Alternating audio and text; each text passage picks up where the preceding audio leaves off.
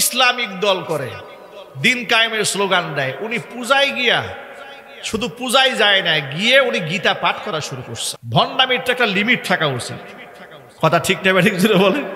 আচ্ছা, যে লোকটা ইসলামিক দল করে না কিংবা আকিমুদ্দিন, দিন কায়েম করবো বলে না, সে তো জাহেল। সে কি জাহেল, কোরআন বুঝে না, হাদিস বুঝে না, ইসলাম বুঝে না। ও না হয় একটা কাজ করছে, মানলাম। আপনি তো আলেম মানুষ, আপনি যে মাথায় টুপি দিয়ে গীতা পাঠ করা শুরু করলেন, আর আপনার গীতা পাঠ শুনে হিন্দু মহিলারা উলুধ্বনি দেওয়া শুরু করলো, আপনার কি ইমানে কোনো গায়রাত নাই? আপনার কোনো লজ্জা নাই? আপনার কোনো শরম নাই? আপনারা বলেন দিন কায়েম করবেন, এটার নাম আপনার দিন কায়েম, এটার নাম আপনার দিন কায়েম। আপনাদের আচরণে মনে হচ্ছে আপনারা দিন কায়েম চান না, আপনারা দিন কায়েমের নাম বিক্রি করে চেয়ার দখল করতে চান। সামান্য কয়েকটা ভোট ভিক্ষা করার জন্য ইমান বিক্রি করলেন।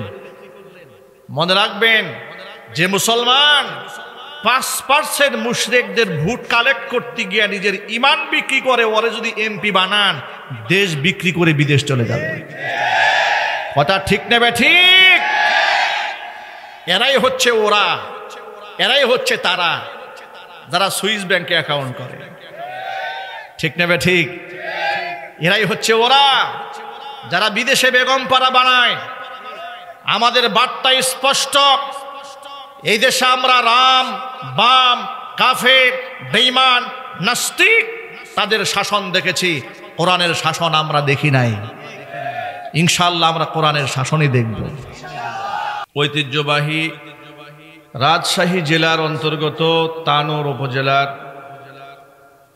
মারিয়া জমশেরপুর সরকারি প্রাথমিক বিদ্যালয় মাঠ প্রাঙ্গণে আয়োজিত মারিয়া যুব সংঘের উদ্যোগে 2 দিনব্যাপী দ্বিতীয় বার্ষিকী তাফসীরুল কোরআন মাহফিলের আজকের এই দ্বিতীয় দিবসের শেষ অধিবেশনের সম্মানিত সভাপতি সাহেব, আমন্ত্রিত হাজারাত ওলামায়ে কেরাম, মুরব্বিয়ান এজম, অত্র এলাকা এবং পার্শ্ববর্তী এলাকার বিভিন্ন প্রান্ত থেকে ছুটে আসা দিনদরদি, ইমানদার, পরহেজগার, মুত্তাকি মুসলিম ভাইয়েরা, পর্দার অন্তরালে অবস্থানরত আমাদের সকলের শ্রদ্ধাভাজন পর্দানিশীন মা এবং বোনেরা, মহান আল্লাহ রব্বুল আলামিনের দরবারে আলী শানে লাখ কোটি শুকরিয়া আদায় করছি যে মহান আল্লাহ রব্বুল আলামিন দুনিয়াবি যাবতীয় কাজ থেকে ফারেক করে, মুক্ত করে, লাখো কোটি মুমিন মুসলমানের মধ্য থেকে রহমতের হাত ছানি দিয়ে বাছাই করে আমার আপনার মতো নগণ্য বান্দাদেরকে কোরআনের মাহফিলে বসার, উপস্থিত হওয়ার তৌফিক দান করেছেন। সেজন্য কি আপনারা খুশি না বেজার? কম না বেশি? হৃদয়ের সবটুকুন ভালোবাসা উজাড় করে শ্রদ্ধা জড়িত কণ্ঠে মহান মনিবের শেখানো ভাষায় শুকরিয়া আদায় করছি। জবান ছেড়ে দিয়ে সকলে একযোগে বলছি আলহামদুলিল্লাহ। রব্বানা লাকাল হামদ হামদান কাসীরা তাইয়িবান মুবারাকান ফীহি ইয়া রব্বি লাকাল হামদু কামা ইয়ানবাগি লিজালালি ওয়াজহিকা ওয়া আযীমি সুলতানিকা। আল্লাহ রাব্বুল আলামিন আজকে তাফসীরুল কুরআন মাহফিলকে কবুল করুন। মারিয়া যুব সংঘকে আল্লাহ তাআলা মাফ করে দিন।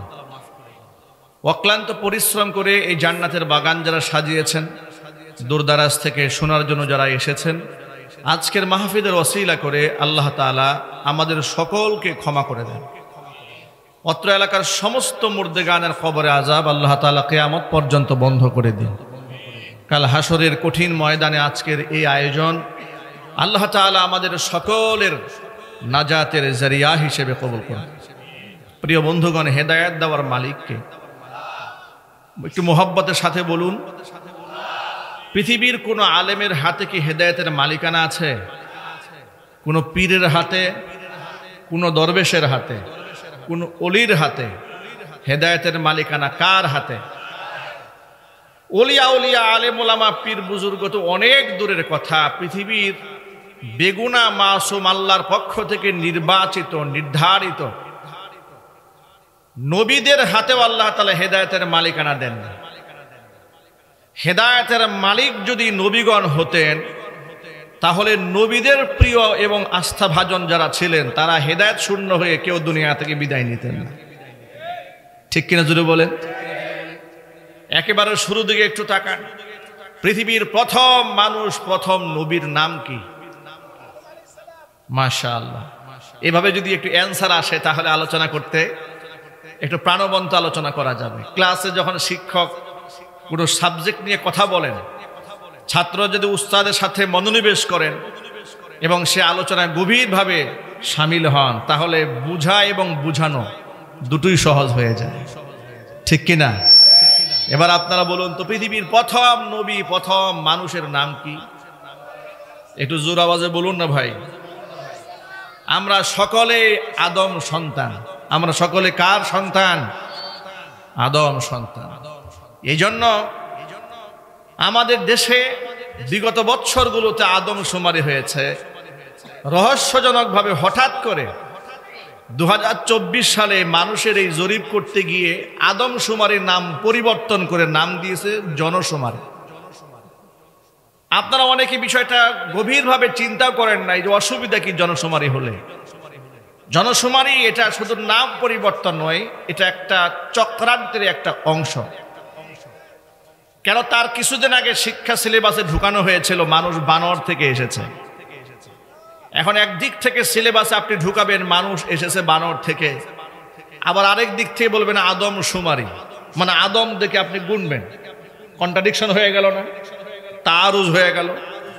সুতরাং পরবর্তী প্রজন্মের এই আদমশুমারি, আদম সন্তান যে আমরা, এটা যেন মানুষ ভুলে যায়, চক্রান্ত করে নাম দিয়েছিল জনশুমারি, যাতে করে আদম সন্তান এই কথাটাই আমাদের আগামী প্রজন্ম, পরবর্তী প্রজন্ম যেন ভুলে যায়। ঘৃণার সাথে বলেন নাউজুবিল্লাহ। আমরা কার সন্তান? আদম আলাইহিস সালাতু ওয়াস সালামের সন্তান। ঠিক কিনা? তিনি প্রথম নবী, প্রথম মানুষ। হেদায়েতের মালিকানা যদি তার নিজের হাতে থাকতো, প্রথম মানুষ, প্রথম নবী, আল্লাহ পাকের প্রথম মানুষ সৃষ্টি, কত পেয়ারা সৃষ্টি আল্লাহ পাকের। আল্লাহ পাক বলেন, ওয়ালাকাদ কাররামনা বানি আদম ওয়া হামালনাহুম ফিল বাররি ওয়াল বাহরি ওয়া রাযাকনাহুম মিনাত তাইয়্যিবাত ওয়া ফাদ্দালনাহুম আলা কাসীরিম মিম্মান খালাকনা তাফদীলা। ওয়ালাকাদ কাররামনা বানি আদম, আদম সন্তানকে আমি সম্মান দিয়েছি। ওয়া হামালনাহুম ফিল বাররি ওয়াল বাহরি, জলে স্থলে তাদেরকে আমি পরিভ্রমণ করিয়েছি। ওয়া রাযাকনাহুম মিনাত তাইয়্যিবাত, তাদেরকে আমি আল্লাহ হালাল রিজিক দান করেছি। মানুষকে আল্লাহ যে খাবার খাওয়ান, এত দামি খাবার পৃথিবীর কোনো প্রাণী কুলকে আল্লাহ খাওয়ান না। আল্লাহু আকবার বলেন। এই যে আল্লাহ পাক যে মানুষ সৃষ্টি করলেন, আল্লাহ তো জিনও সৃষ্টি করেছেন। একটু জিনদের খাবার কি জানেন? জিনদের খাবার হচ্ছে গোবর। জিনদের খাবার হচ্ছে আমরা যে হাড়গুড় খেয়ে, গোশত খেয়ে হাড়গুলো ফেলে দেই, এগুলো হচ্ছে জিনদের খাবার। ওরা আমাদের পরিত্যক্ত হাড়গুলোকে আল্লাহ পাক ওদের খাবার বানিয়েছে। আমরা অক্সিজেন গ্রহণ করি, গাছ এই অক্সিজেন গ্রহণ করে, আমরা গ্রহণ করি অক্সিজেন, কার্বন ডাই অক্সাইডটা ছাড়ি। আল্লাহ পাক এই বিষাক্ত আবহাওয়াকে আল্লাহ রব্বুল আলামিন গাছের জন্য খাবার বানিয়ে দিয়েছেন। সুবহানাল্লাহ বলবেন না? আল্লাহ তাআলা সমস্ত ভালো জিনিস মানুষের জন্য বরাদ্দ করেছেন। আল্লাহু আকবার জোরে বলেন। সমস্ত ভালো রিজিক আল্লাহ মানুষকে দিয়েছেন। আল্লাহ পাকের পরে বলেন, ওয়াফাদ্দালনাহুম আলা কাসীরিম মিম্মান খালাকনা তাফদীলা, আমি কত সৃষ্টি করেছি, সমস্ত সৃষ্টিগুলোর মধ্যে মানুষকে আমি সম্মানিত করেছি। সুবহানাল্লাহ বলেন। শুধুমাত্র সম্মানিত করেছি তা নয়, লাকাদ খালাকনাল ইনসানা ফি আহসানি তাকওয়িম, পৃথিবীতে আমার যত সৃষ্টি আছে, চাঁদ, সূরজ, লৌহ কলম, আসমান, জমিন, সিতারা, মানুষ যে চাঁদের প্রশংসা করে, তারকারাজির প্রশংসা করে, গাছপালা বৃক্ষরাজির প্রশংসা করে, ঝর্ণারাজির প্রশংসা করে। আল্লাহ পাক বলছেন, আল্লাহ নিজের কসম করে বলছেন, মানুষকে তামাম পৃথিবীর সমস্ত সৃষ্টির মধ্যে সুন্দর করে তৈরি করেছি। জোরে বলেন সুবহানাল্লাহ। তাহলে একদিক থেকে আল্লাহ পাক মানুষকে সুন্দর করে বানিয়েছেন, আরেক দিক থেকে সম্মানিত করে বানিয়েছেন। আল্লাহ রাব্বুল আলামিন আরেক দিক থেকে সম্মান দিয়েছেন, বান্দাকে আল্লাহ পাক ইলম দান করেছেন। আল্লাহু আকবার বলেন। আল্লাহ রাব্বুল আলামিন যে আদমকে প্রথম সৃষ্টি, আল্লাহ পাকের মানুষ প্রথম সৃষ্টি, কত মোহাব্বতের সৃষ্টি এটা। আল্লাহ তাআলা কত মোহাব্বত করে হযরত আদমকে বানিয়েছেন। আদম আলাইহিস সালাতু ওয়াস সালামের সৃষ্টির ব্যাপারে আল্লাহ পাক ফেরেশতাদেরকে হুকুম করলেন, ফেরেশতারা আদমের স্ট্রাকচার তৈরি করা। ফেরেশতারা হাত পা সব নিজের মতো করে তৈরি করেছে, যেভাবে আল্লাহ পাক নির্দেশ দিয়েছেন, আল্লাহর হুকুমে সব সাজিয়েছে। শুধু চেহারার অংশটা ফেরেশতাদের হাতে আল্লাহ পাক দান করেন নাই। আদমের চেহারা আল্লাহ রাব্বুল আলামিন নিজ হাতে হাতে আঁকিয়ে দিয়েছে। নিখুঁত সৃষ্টি আল্লাহ পাকের, কি সুন্দর করে আইব্রু দিয়েছেন, ঠিক না ভাই? একেবারে যেখানে যা হওয়া দরকার আল্লাহ পাক তাই দিয়েছেন। ফাহাল তারা মিন ফুতুর, আল্লাহ বলছেন আমার সৃষ্টির মধ্যে গবেষণা করে কোনো ত্রুটি খুঁজে পাবে না। আল্লাহু আকবার। এটা আমার আলোচনার মূল প্রতিপাদ্য বিষয় না, আমি যা বুঝাতে চাইলাম সেটা হলো এই, হযরত আদম আলাইহিস সালাতু ওয়াস সালাম পৃথিবীর শ্রেষ্ঠ সৃষ্টি, মাখলুকাতের মধ্যে শ্রেষ্ঠ মাখলুক, আশরাফুল মাখলুকাত মানুষ, তার মধ্যে তিনি প্রথম মানুষ। আবার আল্লাহ পাক তাকে নবী বানিয়েছেন, আবার আল্লাহ পাক চেহারাকে আপন করে সাজিয়েছেন, কত মোহাব্বত। কিন্তু আল্লাহ পাক তাকে হেদায়েতের মালিক বানান নাই, তার নিজের কলিজার টুকরা দুই ছেলে হাবিল এবং কাবিল, ঠিক কিনা? কাবিল হাবিলকে হত্যা করেছে। এই পৃথিবীর প্রথম হত্যাযজ্ঞ অপরাধ তিনি ঘটিয়েছেন। যদি হযরত আদমের হাতে হেদায়েতের কন্ট্রোল থাকতো, মালিকানা থাকতো, নিজের সন্তানদেরকে এত বড় জঘন্য পাপাচারের সাথে জড়িয়ে পড়ার সুযোগ দিতেন তিনি? দিতেন না। এবার আপনারা বলেন তো হেদায়েত দেওয়ার মালিককে? আদমের সানি বলা হয় হযরত নূহ আলাইহিস সালাতু ওয়াস সালামকে। কেন আদমের সানি বলা হয় একটু শুনেন আপনি। নূহ আলাইহিস সালাতু ওয়াস সালামকে আল্লাহ তাআলা এই পৃথিবীতে সর্বাধিক হায়াত দান করেছিলেন 950 বছর।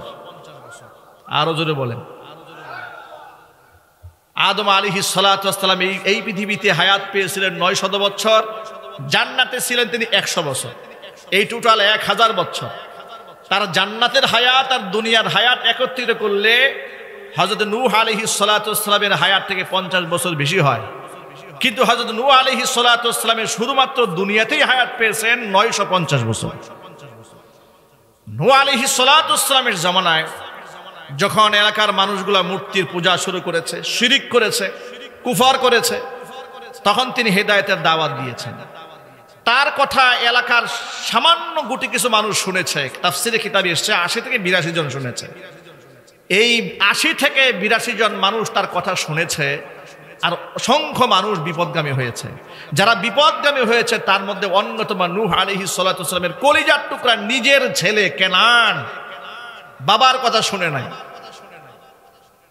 কোরআন মাজিদে আল্লাহ তাআলা ইতিহাস বলেছেন, 12 নম্বর পারার হিফজুল কোরআন, কোরআনের ভিতরে 5 নম্বর পৃষ্ঠায় আল্লাহ পাকের ভাষা আল্লাহ বলছেন, নবী নূহ আলাইহিস সালাতু ওয়াস সালাম নিজের ছেলেকে ডেকে এভাবেই বলেছিল, ইয়া বুনাইয়া রকাম মা'ানা ওয়ালা তাকুম মা'আল কাফিরিন। ও ছেলে, আল্লাহর হুকুমে যে কিস্তি তৈরি হয়েছে, এই কিস্তিতে আরোহণ করো, আশ্রয় গ্রহণ করো, তুমি কাফেরদের সাথে থেকো না। বাবার কথা না শুনে নবীর ছেলে নূহ আলাইহিস সালাতু ওয়াস সালামের ছেলে কেনান জবাব দিয়া বলল, ক্বালা সাআভি ইলা জাবালি ইয়াসিমুনি মিনাল মা ক্বালা লা আসিমাল ইয়াওমা মিন আমরিল্লাহি ইল্লা মান রাহিম ওয়া হালা বাইনাহুমাল মাওজু ফাকানা মিনাল মুগরাকিন। ছেলে তার নবী বাবার কথা না শুনে হযরত নূহ আলাইহিস সালাতু ওয়াস সালামের ছেলে জবাব দিয়ে বলছেন, আব্বাজান আপনি তো বললেন নৌকায় আরোহণ করতে, আমি নৌকায় উঠব না। সাআফি ইলা জাবালিন, আমি পাহাড়ের চূড়ায় আশ্রয় গ্রহণ করব। যত বড় প্লাবন আসুক না কেন, প্লাবনের পানি অবশ্যই পাহাড়ের চূড়া পর্যন্ত পৌঁছতে পারবে না। জোরে বলেন নাউজুবিল্লাহ। প্রিয় ভাইয়ের আমার এক বাক্যে জবাব দিয়ে বলেন, আল্লাহ যদি আযাব দিয়ে ধরতে চান, বাঁচার কোনো উপায় আছে? আরো জোরে বলেন, লা আসিমাল ইয়াউমা মিন আমরিল্লাহ। তিনি ঘোষণা দিয়ে দিলেন, আল্লাহর এই আযাব থেকে কেউ রক্ষা করতে পারবে না। আল্লাহ পাক যাকে রহম করবে একমাত্র সেই ভাই বেঁচে যাবে। সে বলল, না আমি তোমার কথা শুনবো না, তোমার কথা মানবো না। পাহাড়ের চূড়ায় সে আশ্রয় গ্রহণ করেছে। আল্লাহ পাক বলছেন, পিতা পুত্রের মধ্যে কথোপকথন চলছে। পিতার কথা যখন পুত্র অমান্য করেছে, ওয়াহালা বাইনাহুমাল মাউজু ফাকানা মিনাল মুগরাকিন। বিরাট একটা ঢেউ দিয়ে, ধাক্কা দিয়ে আমি পিতার সামনে চুবনি খাওয়াইয়া পুত্রকে শেষ করে দিলাম, ওকে পানির মধ্যে চুবাইয়া মারলাম। এখন দেখেন একটা নবী, সুবহানাল্লাহ পড়েন তো ভাই। আচ্ছা, ছোট্ট একটা প্রশ্নের অ্যান্সার দেবেন আপনারা। পৃথিবীতে কোনো নবীর কোনো গুনাহ আছে? এই আওয়াজটা সকলেই দেন না, আমি শুনেছি অনেকের মুখ বন্ধ। আপনারা একটু জোরে বলবেন, পৃথিবীর কোনো নবীর কোনো গুনাহ আছে? এটাই হচ্ছে আহলুস সুন্নাহ ওয়াল জামাআতের আকীদা। নবীরা বেগুনা মাসুম, নবীদের কোনো গুনাহ নাই। নবীরা ওহীর মাধ্যমে পরিচালিত হতেন। এই মর্যাদা আল্লাহ পাক নবীদেরকে দান করেছেন। আমাদের বিশ্বাস এটাই, নবীদের কোনো গুনাহ নাই। সমস্ত গুনাহ থেকে সমস্ত নবীগণকে আল্লাহ পাক মাসুম রেখেছেন। চিৎকার দিয়ে এখন আল্লাহু আকবার। বেগুনা মাসুম নবীর চোখের সামনে নিজের কলিজার টুকরা ছেলে হাবুডুবু খেয়ে মরে গেল। এক বাক্যে জবাব দিয়ে বলেন, নবীর মনে ব্যথা আছে না নাই? কিন্তু এই ব্যথা নিয়ে রবের সামনে অভিযোগ দায়ের করাবেন কেমনে? বলতে তো পারবেন না যে আল্লাহ এত বড় কাজটা হয়ে গেল, আমার কলিজার টুকরা ছেলে চুবনি খায় মরল। কিন্তু কলিজাও মানায় না, কলিজা মানতেছে না। এই জন্য অত্যন্ত আদবের সাথে, ভদ্রতার সাথে, বিনয়ের সুরে নবী নূহ আলাইহিস সালাতু ওয়াস সালাম আল্লাহকে ডেকে বললেন, রব্বুল আলামিন, ইন্নাবনি মিন আহলি ওয়া ইন্না ওয়া'দাকাল হক ওয়া আনতা আহকামুল হাকিমিন। আল্লাহ তাআলা, তুমি তো আমার সাথে ওয়াদা করেছিলে আমাকে আমার পরিবার সহ রক্ষা করবে। তোমার ওয়াদা সত্য। ইন্নাবনি মিন আহলি, আমার সন্তান তো আমার পরিবারের একজন সদস্য। ওয়া ইন্না ওয়াদাকাল হক, আবার তোমার ওয়াদাও সত্য। ওয়া আনতা আহকামুল হাকিমিন, আবার আমি এই কথা বিশ্বাস করে স্বীকৃতি প্রদান করি, তুমি অবশ্যই সমস্ত বিচারকদের মধ্যে শ্রেষ্ঠ বিচারক। জোরে কোন সুবহানাল্লাহ। আচ্ছা প্রিয় ভাইরা, নূহ আলাইহিস সালাতু ওয়াস সালাম যে ঢঙেই বলুক আর যে রঙেই বলুক, যে ভাষায় বলুক, যত আদবের সাথেই বলুক, কোন নিয়তে বলেছেন এটা আল্লাহ বুঝে নাই? আওয়াজ নাই, এটা জোরে বলুন না ভাই। আল্লাহ বুঝেন নাই? আল্লাহ তো অন্তর্যামী, আল্লাহ তো মানুষের হৃদয়ের খবর জানেন। এটা মুখে উচ্চারণ করার আগেই তো আল্লাহ জানেন যে কি বলতেছে। সুবহানাল্লাহ পড়েন। আল্লাহ তো বুঝে ফেলেছেন যে আমার ব্যাপারে অভিযোগ এসেছে, তোমার সন্তান মরেছে এই জন্য না। এবার আল্লাহ জবাব দিচ্ছেন, قال يا نوح إنه ليس من أهلك إنه عمل غير صالح فلا تسألني ما ليس لك به علم إني أعظك أن تكون من الجاهلين। নূহ আলাইহিস সালাতু ওয়াস সালামকে ডেকে আল্লাহ পাক বলেন, ইয়া নূহ, ও নূহ, লাইসা মিন আহলিক ইন্নাহু আমালুন গায়রু সালিহ, তোমার সন্তানকে তুমি নিজের পরিবারের সদস্য জ্ঞাপন করছো, গণনা করছো। মনে রেখো, সে তোমার পরজার সন্তান হলেও নবী পরিবারের সদস্য পদ থেকে তাকে কর্তন করা হয়েছে। সে আর তোমার দলভুক্ত নয়। ইন্নাহু আমালুন গায়রু সালিহ, তার কারণ হচ্ছে তার আমলটা খারাপ। আমল যদি খারাপ হয়ে যায়, কে নবীর ছেলে, কে হাজী সাহেবের ছেলে, কে মৌলানা সাহেবের ছেলে, কে আলেমের ছেলে, কে পীরের ছেলে, কে বুজুর্গের ছেলে, এগুলা দিয়ে বিচার হবে না। প্রত্যেকের বিচার হবে তার নিজের আমল দিয়ে। ঠিক না ব্যাঠিক জুড়ে বলেন? আমাদের দেশে যে কিছু লোকেরা ইসলামের বিরুদ্ধাচরণ করে, কোরআনের আইনের বিরুদ্ধাচরণ করে, আলেম ওলামাদের বিরুদ্ধাচরণ করে, যখন তার বিরুদ্ধে প্রতিবাদ আসা শুরু হয় তখন তিনি বলতে থাকেন, প্রিয় ভাইরা আমার বিরুদ্ধাচরণ করবেন না, আমি কিন্তু হাজী সাহেবের ছেলে, আমি কিন্তু পীর বংশের ছেলে। কি এরকম আছে না নাই? এটা জুড়ে বলতে হবে, আছে না নাই? ওই যে বিগত স্বৈরাচারের আমলে কি হয়েছে, এই যে অসংখ্য আলেমদেরকে জেলখানায় ঢুকিয়েছে, আয়না ঘরে রেখেছে, অসংখ্য আলেমের নামে মিথ্যা মামলা দিয়েছে, আবার বিভিন্ন দরবারে আলেমদেরকে দিয়ে ওয়াজ করিয়েছে যে তিনি অনেক দরবেশের বংশের লোক। কথা ঠিক কিনা জুড়ে বলেন? আচ্ছা, আপনার পূর্বপুরুষ কি দরবেশ ছিল, না ওলি ছিল, না সাইয়েদ ছিল? এগুলো আমাদের দেখার দরকার নাই। আমরা দেখবো আপনার আমলটা কি। আল্লাহ পাক প্রত্যেকেই তার নিজের আমল অনুযায়ী বিচার করবেন। কথা ঠিক না ব্যাঠিক জুড়ে বলেন? নূহ আলাইহিস সালাতু ওয়াস সালামকে দেখে আল্লাহ পাক বলছেন, ইয়া নূহ লাইসা মিন আহলিক, ও তুমি জন্ম দিয়েছো, তুমি ওরস জাত পিতা, তাই বলে সে আর তোমার দলভুক্ত নয়, কারণ ঈমান থেকে খারিজ হয়ে গেছে।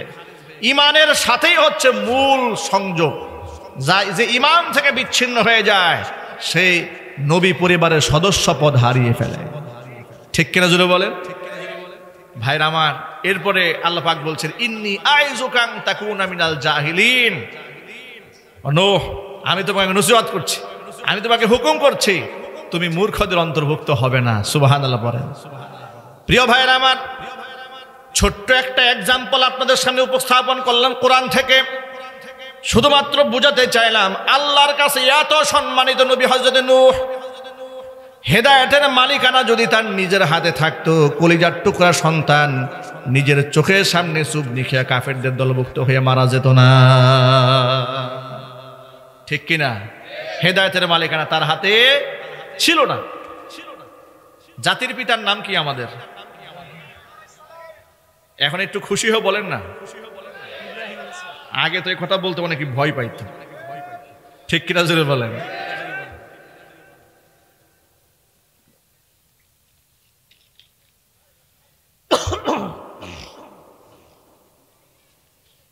ফরিদপুর যেতে, মাদারীপুর যেতে, বরিশাল অঞ্চলে যেতে মাওয়া এক্সপ্রেস ওয়ে যেটা করা হয়েছে, সেখানে দেওয়া ছিল জাতির পিতা বঙ্গবন্ধু এক্সপ্রেসওয়ে। জুলাই আগস্টের বিপ্লব যখন সাধিত হলো,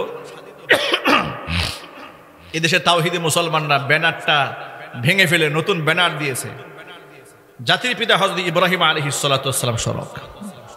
এটা জুড়ে বলেন না সুবহানাল্লাহ? ভাইরা আমার, জাতির পিতা ইব্রাহিম আলাইহিস সালাতু ওয়াস সালাম কত শান, কত মান তার। সেই ইব্রাহিম আলাইহিস সালাতু ওয়াস সালাম মূর্তির সাথে আপোষ করেন নাই, নিজ হাতে মূর্তি ভেঙেছেন, নিজ হাতে মূর্তি ভাঙার অপরাধে কুফফার গোষ্ঠী মুশরিকেরা তাকে অগ্নিকুণ্ডের মধ্যে ফেলে দিয়েছে। জ্বলন্ত আগুনকে আল্লাহ রাব্বুল আলামিন ফুলের বাগান বানিয়ে দিয়েছিলেন। এক বাক্যে জবাব দিয়ে বলতে হবে, আগুনকে ফুলের বাগান বানিয়ে দেওয়ার ক্ষমতা আমাদের মনিবের আছে না নাই? আমরা সেই ইব্রাহিম আলাইহিস সালাতু ওয়াস সালামের আদর্শের সৈনিক, আমরা তাদের সন্তান।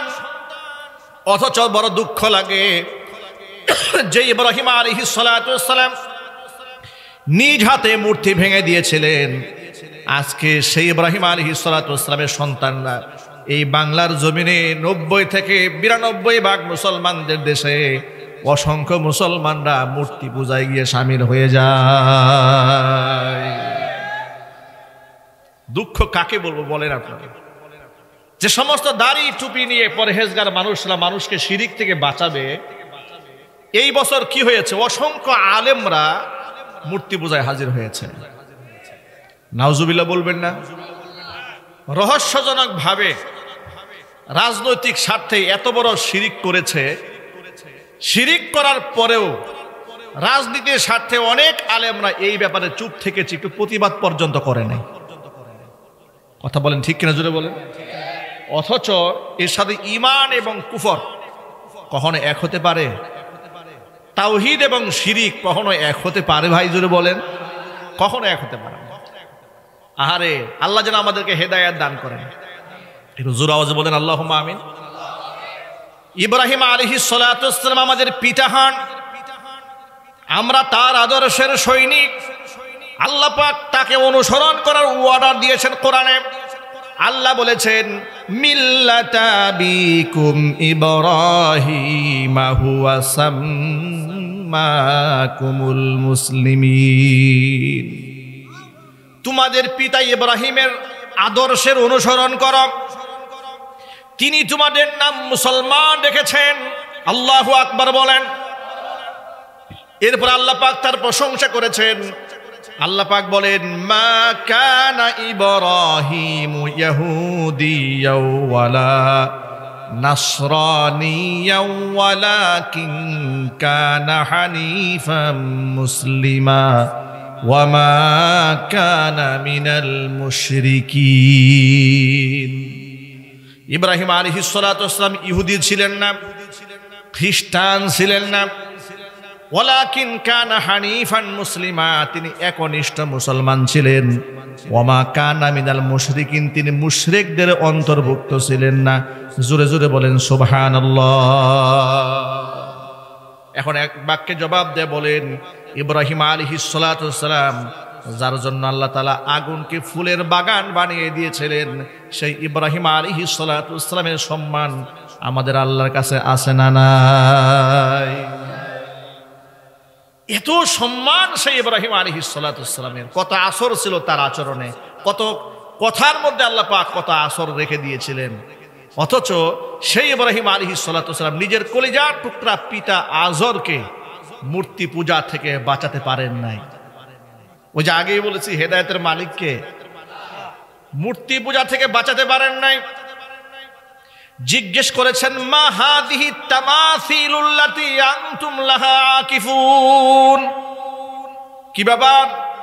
তিনি তার বাবাকে, আত্মীয় স্বজনকে, কওমের লোকদেরকে বলেছে মা হাদিহি তামাসিল, এই যে সমস্ত মূর্তি, কিসের মূর্তি এগুলা?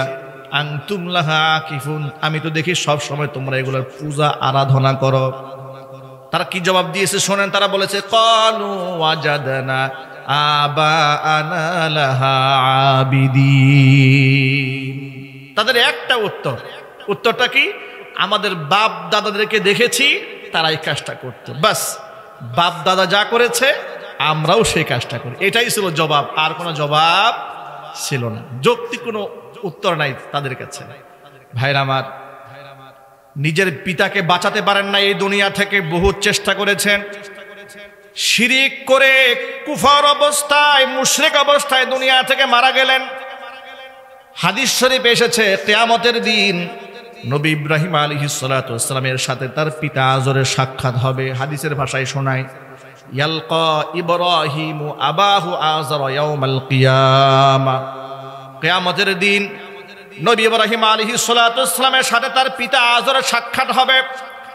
ওয়ালা ওয়াজহি আযরা কাতারাতুন ওয়া গাবারাতুন, হাদিসে এসেছে ঠিক এমন অবস্থায় দেখা হবে যে আজরের চেহারার মধ্যে ধুলোবালি পড়ে আছে। বিষণ্ণ চেহারা, ধুলোমলিন চেহারা নিয়ে ইব্রাহিম আলাইহিস সালাতু ওয়াস সালামের সামনে পিতা আজর দাঁড়ায় যাবে। ইব্রাহিম আলাইহিস সালাতু ওয়াস সালাম বাবাকে ডেকে দুঃখের সাথে বলবেন আলাম আকুল্লাকা লা তাসিনি, ও আব্বা জান, আপনাকে আমি বলি নাই এই শিরিক করবেন না, দেবদেবীর পূজা করবেন না, মূর্তির পূজা করবেন না, এগুলার কাছে সাহায্য চাবেন না, কারণ এগুলার কোনো ক্ষমতা নাই, ক্ষমতার একমাত্র মালিককে। আচ্ছা, সকল ক্ষমতার মালিক যে আল্লাহ, এতে কি আমাদের কারো কোনো সন্দেহ আছে নাকি? একটু জুড়ে বলতে হবে। এখানে অনেক রাজনৈতিক নেতৃবৃন্দরাও আছেন, বিভিন্ন দলের অনুসারীরাও আছেন। এই জন্য স্পেসিফিক আমি কোনো দলের নাম বলবো না, আমি শুধু বলবো এক বাক্যে যারা মুসলমান, সে যে দলের হোক। ঠিক কিনা জুড়ে বলেন? কোরআন তো আলাদা কোনো দলের জন্য আসে নাই, কোরআন বিশ্ববাসীর জন্য এসেছে। আল্লাহু আকবার বলেন, চিল্লা এখন আল্লাহু আকবার। তাহলে এক বাক্যে জবাব দিয়ে বলতে হবে, সকলেই বলবেন যে আল্লাহ ছাড়া কি আর কোনো মূর্তি, কোনো প্রকারের স্তম্ভ কিংবা কোনো প্রকার গাছ, কোনো প্রকার মাছ, এগুলার কোনো ক্ষমতা আছে? কোনো পীরের ক্ষমতা আছে? কোনো দরবেশের, কোনো মাজারের, কোনো কবরের? সকল ক্ষমতার মালিককে।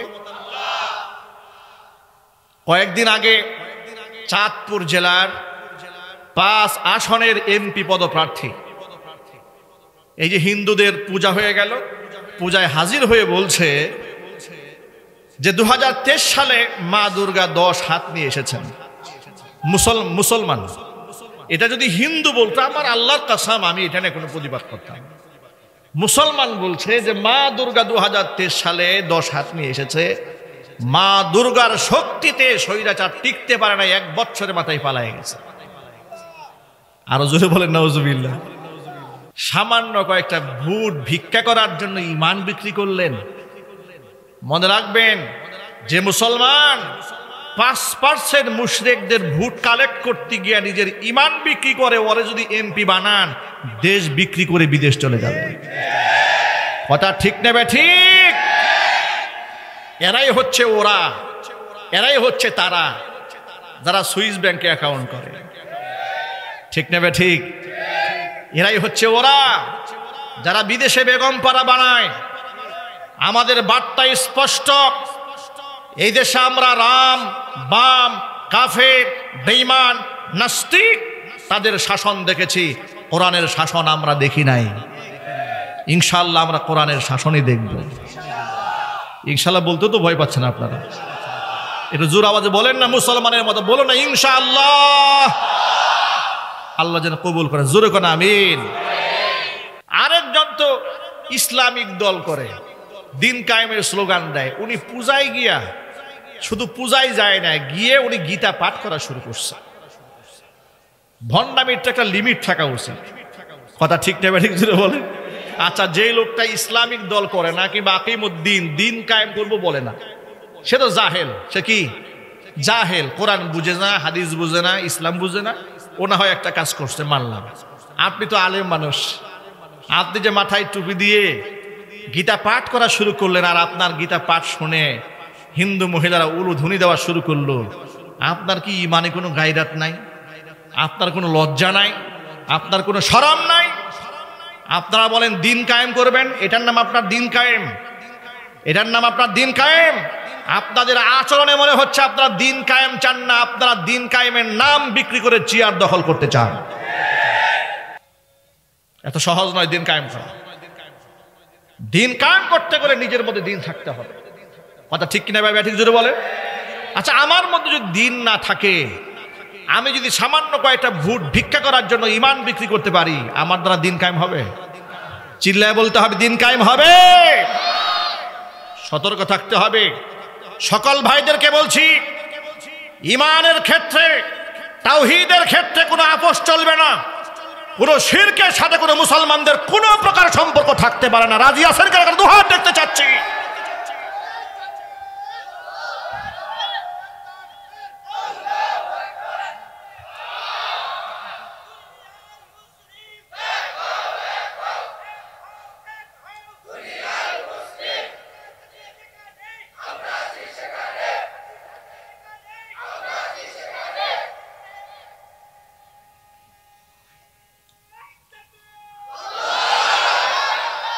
আমার যুবক ভাইরা, ইব্রাহিম আলাইহিস সালাতু ওয়াস সালাম কিয়ামতের দিন পিতা আযরকে অবস্থায় দেখার পরে আফসোস করে বলবেন, আলাম আকুল লাকা লা তাসিনি। আব্বা জান, আপনাকে নিষেধ করে নাই, আপনি আমার অবাধ্য হবেন না। জাহান্নামের আগুনের ভয়াবহ দৃশ্য দেখার পরে পিতা আযর পুত্র ইব্রাহিমকে ডেকে বলছে, ফালিয়াউমা লা আসি। ও ইব্রাহিম, আমি ওয়াদা করলাম তোমার সাথে, আমি আর তোমার কথার বাহিরে চলব না। কি কাজ হবে? এটা জুড়ে বলুন না, কাজ হবে। উনি হাসরের মাঠে বলবে, ফালিয়াউমা লা আসিক, একদম ওয়াদা করলাম তুমি যা বলবে তাই শুনবো। আর ফায়দা হবে? ফায়দা হবে না। তারপরে হযরত ইব্রাহিম আলাইহিস সালাতু ওয়াস সালাম আশাহত হবেন না, নিরাশ না হয়ে রব্বুল আলামিনের দরবারে দরখাস্ত করবেন, ডেকে বলবেন ইন্নাকা ওয়া'আদতানি আল্লা তুখজিয়ানি ইয়াওমা ইউবাসুন। রব্বুল আলামিন, তুমি তো আমার সাথে ওয়াদা করেছিলে পুনরুত্থান দিবসে মানে হাসরের দিন তুমি আমাকে অপমানিত করবে না, লাঞ্ছিত করবে না, কিন্তু এর চাইতে বড় লাঞ্ছনা অপমান আমি ইব্রাহিমের জন্য আর কি হতে পারে? আমি পুত্র একজন নবী হয়ে থাকবো জান্নাতে, আর আমার পিতা থাকবে জাহান্নামে। এর চাইতে বড় আফসোস আর লজ্জা আমার জন্য আর কি হতে পারে? আল্লাহর পক্ষ থেকে তখন ঘোষণা দেওয়া হবে, আল্লাহ পাক রব্বুল আলামিন বলবেন ইন্নী কাদ হাররামতুল জান্নাতা আলাল কাফিরিন। ও ইব্রাহিম শোনো, পৃথিবীর সমস্ত অস্বীকারী কাফেরদের জন্য আমি আমার জান্নাতটাকে হারাম করে দিয়েছি। এখন আমি আপনাদের কাছে প্রশ্ন করি, এক বাক্যে জবাব দিবেন, কাফেররা জান্নাতি না জাহান্নামী? আরো জোরে, কাফেররা জান্নাতি না জাহান্নামী? সুতরাং মূর্তি পূজারী যত আছে সবগুলার ঠিকানা জান্নাত না জাহান্নাম? আশ্চর্যের ব্যাপার, সেই চাঁদপুরের এমপি পদপ্রার্থী, নমিনেশন পদপ্রার্থী 5 আসনের, তিনি শুধু এতটুকুন বলেন নাই যে মা দুর্গা ক্ষমতা দিয়ে হাসিনাকে তাড়িয়েছে, এটাই বলেন নাই। লাস্টে আবার বলছে কিয়ামতের দিন আপনারা উঠবেন, আমরাও উঠব। ভালো আমল করলে আপনাদের সাথে ভালো মুআমালা করা হবে, ভালো আমল করলে আমাদের সাথে মুআমালা করা হবে। জোরে করে নাউজুবিল্লাহ। মুসলমানদের ঈমান যদি এত পচা হয়, গান্দা হয়, আল্লাহর কসম সেই ব্যক্তি মুসলমান নয়। মুসলমানের ঘরে শুধু জন্ম নিলেই মুসলমান হওয়া যায় না, ঈমানের ক্ষেত্রে অবিচল থাকতে হয়। এই জন্য আমি জিজ্ঞেস করেছি, এক বাক্যে জবাব দিবেন, একমাত্র আল্লাহ ছাড়া আর কারো কোনো ক্ষমতা আছে? ক্ষমতার একমাত্র মালিক আল্লাহ পাক। এই কথাটা বুঝার তৌফিক দান করেন। একটু জোরে বলুন আল্লাহুম্মা আমিন। ভাইরা আমার, জাতির পিতা ইব্রাহিম আলাইহিস সালাতু ওয়াস সালাম হেদায়েতের মালিক যদি থাকতেন, অন্তত পক্ষে নিজের বাবাকে রক্ষা করতে পারতেন, ঠিক কিনা বলেন? রক্ষা করতে পারেন না। প্রিয় ভাইরা আমার, দু জাহানের বাদশা ইমামুল মুরসালিন রাহমাতুল লিল আলামিন খাতামুল আম্বিয়া নবিয়ুনা মুহাম্মদুর রাসূলুল্লাহ সাল্লাল্লাহু আলাইহি ওয়াসাল্লাম, দুনিয়া আখিরাতের বাদশা, আসমানের নিচে জমিনের উপরে যার চাইতে সম্মান আল্লাহ পাক কাউকে দান করেন নাই, ভবিষ্যতে করার কোনো সম্ভাবনা নাই, ঠিক কিনা জোরে বলেন? যাকে আল্লাহ তাআলা কোনোদিন নাম ধরে একটা ডাকও দেন নাই। সমস্ত নবীদেরকে ইয়া মূসা, ইয়া ইয়াহইয়া, ইয়া জাকারিয়া, ইয়া ইব্রাহিম, ইয়া লূত এইভাবে নাম ধরে ধরে ডেকেছেন, কিন্তু আমাদের নবীজিকে আল্লাহ পাক ইয়া মুহাম্মদ এমন শব্দে ডাক দেন নাই, সম্মান দিয়ে বলেছেন ইয়া আইয়ুহান নাবিয়্যু জাহিদিল কুফফার ওয়াল মুনাফিকিন। আইয়ুহান নবী বলে সম্বোধন করেছেন, ইয়া আইয়ুহাল মুযাম্মিলু, ইয়া আইয়ুহাল মুদ্দাসসির বলে সম্বোধন করেছেন। নিজে তো ভালো করে নামটা ধরে ডাক দেন নাই, সম্মান যেন নষ্ট না হয় সম্মানটাকে বাড়িয়ে দিয়েছেন। আবার দুনিয়ার মানুষেরাও যেন নবীজিকে সাধারণ মানুষের মতো সম্বোধন না করে, আল্লাহ তাআলা কুরআন মাজিদের মধ্যে আয়াত নাজিল করে হারাম ঘোষণা করেছেন। আল্লাহ পাক সূরা নূরের মধ্যে ঘোষণা করেছেন, লা তাজআলু দুআআর রাসূলি বাইনাকুম কাদুআই বা'দিকুম বা'দা।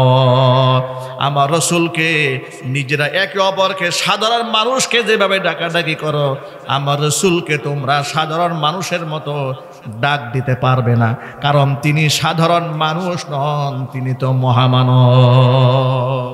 তিনি কি আমাদের মতো মানুষ? তিনি মানুষ ছিলেন কথা সত্য, কিন্তু আমাদের মতো না। তিনি মহামানব ছিলেন। তিনি হাঁটলে আকাশের মেঘখণ্ড তাকে ছায়া দিয়েছে। তিনি মরা গাছের নিচে বসেছেন, গাছ তার সম্মানার্থে শাখা প্রশাখায় উজ্জীবিত হয়ে তাকে ছায়া দিয়েছে। দুর্বল উটের উপর সওয়ার হয়েছেন, উট সবল হয়েছে। জিহাদের ময়দানে এক পেয়ালা পানি 1500 সাহাবায়ে কেরাম পানির তৃষ্ণায় বুক ফেটে যায়। নবীজি সাল্লাল্লাহু আলাইহি ওয়াসাল্লাম শাহাদাত আঙ্গুলি পানির মধ্যে চুবিয়ে দিয়েছেন, বলেছেন ঢাকনা খোলার দরকার নেই, পানি ব্যবহার করো।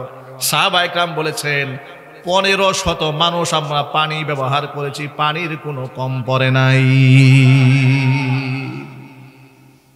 এই মর্যাদা আল্লাহ পাক তার রাসূলকে দান করেছিলেন। এমন মর্যাদা দান করলেন, কিয়ামতের ময়দানেও যিনি সুপারিশ না করলে বিচার কার্য শুরুই হবে না, যিনি জান্নাতে প্রবেশ না করলে জান্নাতের দরজা খোলাই হবে না। আল্লাহু আকবার বলেন। নবীজি সাল্লাল্লাহু আলাইহি ওয়াসাল্লাম বলেছেন, আনা আউয়ালু মাই ইয়াকরাউ বাবাল জান্নাতি ইয়াউমাল কিয়ামা, কিয়ামতের দিন জান্নাতের দরজার মধ্যে যিনি টোকা দিবেন আমি হচ্ছে সেই প্রথম ব্যক্তি। নবীজি সাল্লাল্লাহু আলাইহি ওয়াসাল্লাম বলেছেন, জান্নাতের দরজা যখন টোকা দেব, টোকা দেওয়ার পরে ভেতর থেকে দারোয়ান ফেরেশতা বলবে, মান আনতা, কে আপনি জান্নাতের দরজার মধ্যে করাঘাত করলেন? হুজুর বলেন, ফা আকুলু আনা মুহাম্মদ। নবীজি সাল্লাল্লাহু আলাইহি ওয়াসাল্লাম বলেছেন, আমি বলবো আমি মুহাম্মদ। ভিতর থেকে ফেরেশতা বলবে, বিকা উমিরতু, আপনার ব্যাপারে আমাকে নির্দেশ প্রদান করা হয়েছে, হুকুম দেওয়া হয়েছে, আপনি টোকা দেওয়া মাত্র যেন জান্নাতের দরজাটা খুলে দেই। কল্পনা করা যায় কত শান, কত মান আল্লাহর নবী। আল্লাহু আকবার জোরে বলেন। এত শান আর এত মান, কিয়ামতে আল্লাহ পাক তার নবীকে ডেকে বলবেন, আদখিলিয়া মুহাম্মদ মিন উম্মাতিকা মান লা হিসাবা আলাইহিম মিনাল বাবিল আইমান।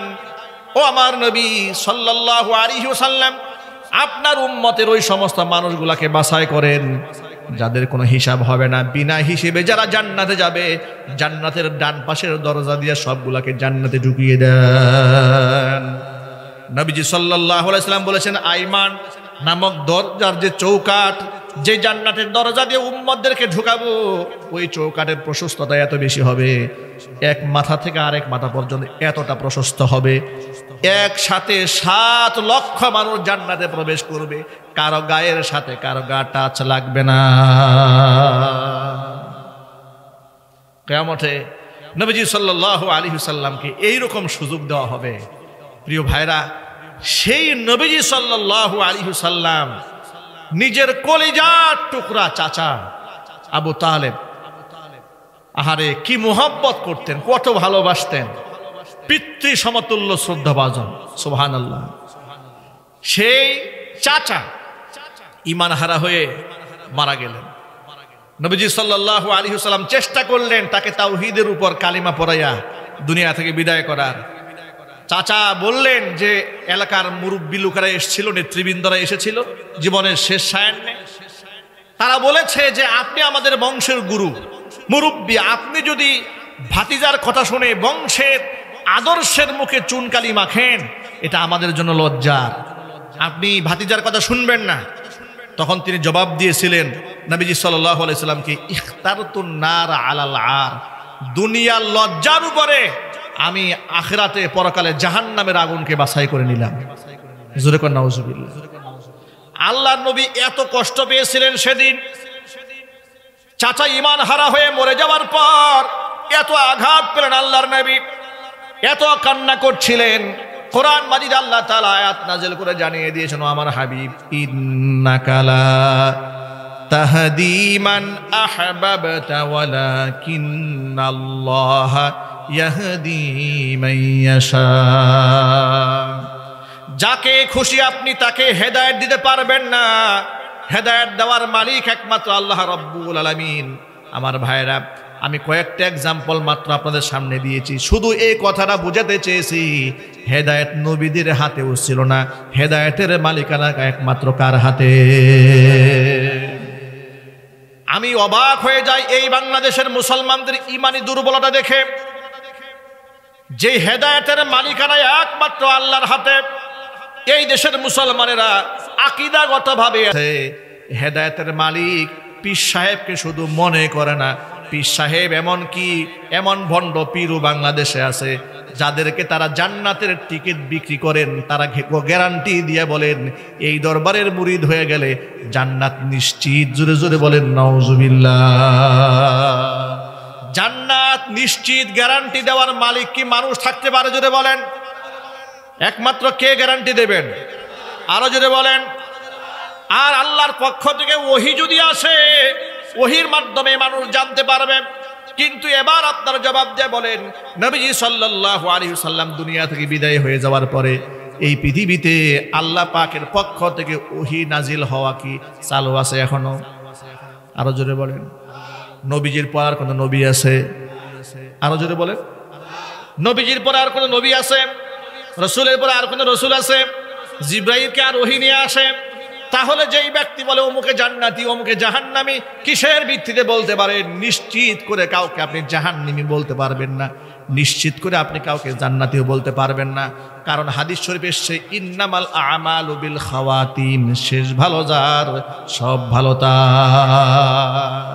হাদিসে এসেছে যে এমন অনেক মানুষ আছে যারা প্রথম জীবনে অনেক গুনাহ করেছে, কিন্তু আল্লাহ পাক তার তাকদীরে জান্নাত লিখে রেখেছেন। মৃত্যুর আগে তওবা করে জান্নাতের কাজগুলো আল্লাহ পাক ওকে দিয়ে করাবেন, এবার তওবা করবে, ঈমান নিয়ে এসে জান্নাতি হয়ে মারা যাবে।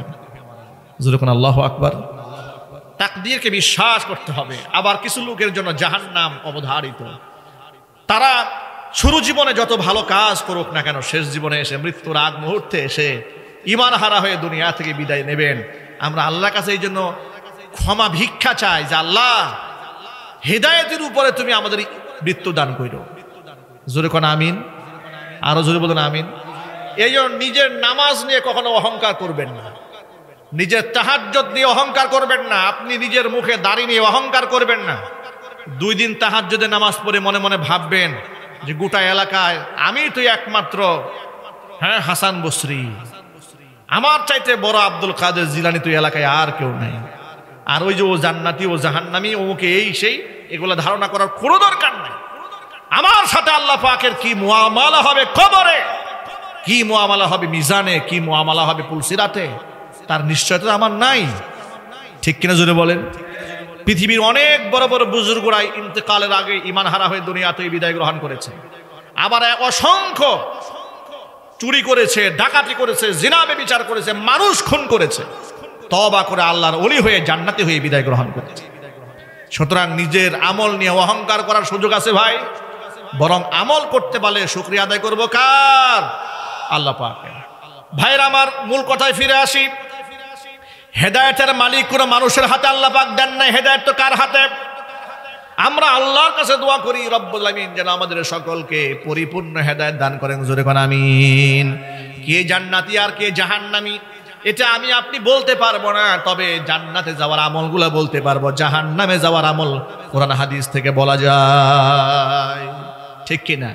আমরা এই কথা বলতে পারি উনি জাহান্নামের পথে পরিচালিত হচ্ছেন, উনি যে পথে হাঁটছেন কোরআন এবং সুন্নাহ অনুযায়ী বলা যায় এটা জান্নাতের পথ নয়। এটা কিসের পথ? এটা জাহান্নামের পথ। কোরআন এবং সুন্নাহ দিয়ে বলা যায় এটা জান্নাতের পথ। আল্লাহু আকবার বলেন। জান্নাতি কে হবে, জাহান্নামী কে হবে, তার ফয়সালা রাসূল দিতে পেরেছেন কেন? শোনেন, নবীজির কাছে জিবরাইল এসে ওহী নাজিল করতেন। আনাস ইবনে মালিক রাদিয়াল্লাহু তাআলা আনহু হাদিসের রাবী, তিনি বলেন কুন্না জুলুসান ইনদা রাসূলিল্লাহি সাল্লাল্লাহু আলাইহি ওয়াসাল্লাম, আমরা নবীজি সাল্লাল্লাহু আলাইহি ওয়াসাল্লামের পাশেই বসা ছিলাম।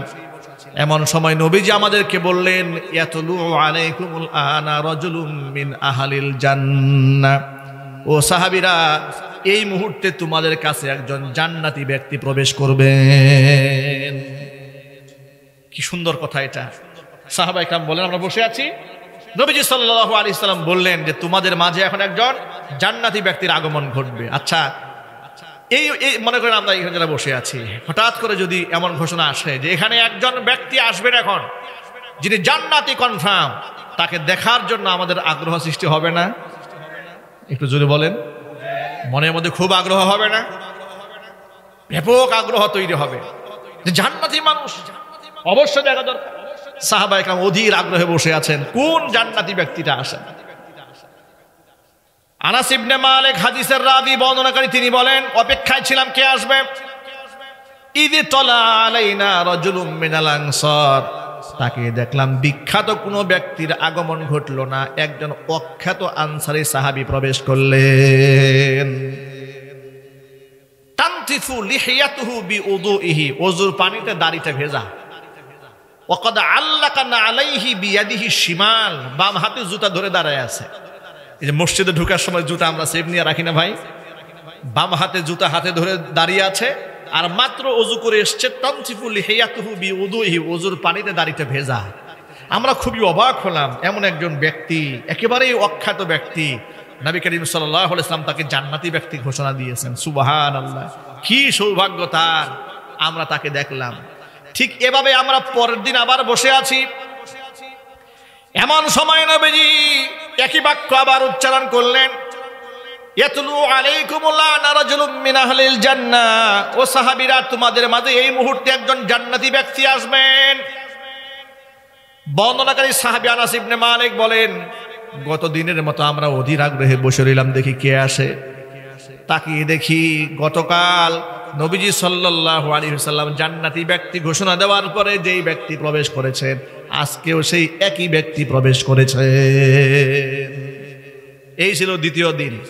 তৃতীয় দিন আবার বসে আছি, আল্লাহর নবী সাল্লাল্লাহু আলাইহি ওয়াসাল্লাম তৃতীয় দিন আবার বললেন, তোমাদের মাঝে একজন জান্নাতি ব্যক্তি প্রবেশ করবেন। অবাক বিস্ময়ে তাকিয়ে রইলাম, দেখি কে আসেন। তাকিয়ে দেখি বিগত 2 দিন জান্নাতি ব্যক্তি প্রবেশ করার কথা বলার পরে যেই ব্যক্তি প্রবেশ করেছেন, তৃতীয় দিন একই ব্যক্তি প্রবেশ করেছেন।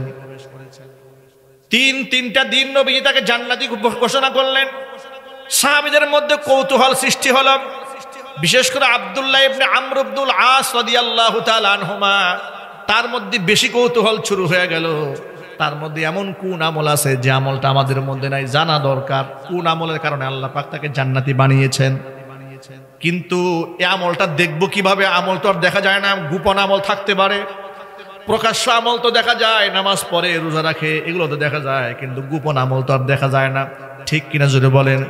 কারণ যারা আল্লাহর জন্য আমল করে, তাদের আমল তারা দুনিয়া মানুষের কাছে প্রকাশ করতে চায় না। নিজের আমল তারাই প্রকাশ করে যারা আল্লাহর জন্য আমল করে না। ঠিক নেবে ঠিক? দেখবেন মাদ্রাসায়, মসজিদে, মাহফিলে 10,000 টাকা দান করেছে, মাইকের নাম ঘোষণা না করলে মাইন্ড করে যে কেন ও 5,000 টাকা দিয়েছে, ওর নামে হুজুর মারহাবা বলেছে, আমি যে 10,000 টাকা দিলাম তা আমাকে তো ডাবল মারহাবা দেওয়া দরকার ছিল, হুজুর যে আমার নামটা নিল না, মনের মধ্যে আঘাত পায়। কি এই অবস্থা আমাদের আছে না নাই? আল্লাহ আমাদের হেদায়েত দান করুক, জোরে কোন আমিন। এখন এই আনসারী সাহাবীর মধ্যে এমন কোন আমল আছে, সে আমলটা দেখা দরকার, কিন্তু আমল তো আর খুঁজে পাওয়া যাবে না। আমর ইবনুল আস, আব্দুল্লাহ ইবনে আমর ইবনুল আস রাদিয়াল্লাহু তাআলা আনহুমা, তিনি বললেন, কৌশল অবলম্বন করলেন, একটু চালাকি করলেন। আনসারী সাহাবীকে ডেকে বলেন, ও আনসারী ভাই, আমার বাবার সাথে একটু ঝগড়া হয়েছে, আমি নিয়ত করেছি 3 দিন পর্যন্ত আমি বাড়ি যাব না, তো তোমার বাড়িতে একটু মেহমান হতে চাই, তুমি কি আমাকে মেহমান বানাবে? আনসারী সাহাবী সরল মনে বললেন, কোনো অসুবিধা নাই, চলুন আপনি আমার বাড়িতে। 3 দিন পর্যন্ত বাড়িতে মেহমান থাকলেন।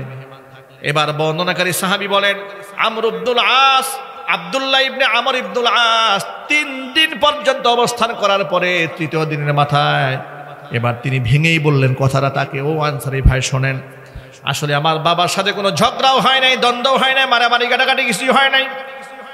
আমি কৌশলগতভাবে আপনার কাছে 3টা দিন সময় কাটিয়েছি, কারণ নবীজি সাল্লাল্লাহু আলাইহি ওয়াসাল্লাম 3 দিন একটানা আপনাকে জান্নাতি মানুষ হিসেবে ঘোষণা করেছেন। আপনার মধ্যে কি আমল আছে? আমি তো বিশেষ কিছুই পাইলাম না। আপনিও নামাজ পড়েন, আমরাও নামাজ পড়ি, আপনি সত্য কথা বলেন, আমরাও সত্য কথা বলি, স্পেশাল তো কিছু নাই যেটা দেখে বোঝা যায় যে আপনার মধ্যে কিছু একটা আছে। তখন তিনি কি জবাব দিলেন শোনেন। আপনার এই কথা শুনতে পাচ্ছেন তো? কষ্ট হচ্ছে ভাই?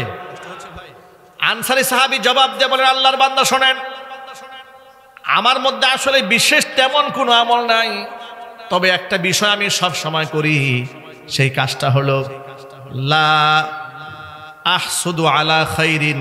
তিনি বলছেন, লা আজিদু ফি নাফসি গিশান লি আহাদিম মিনাল মুসলিমিন।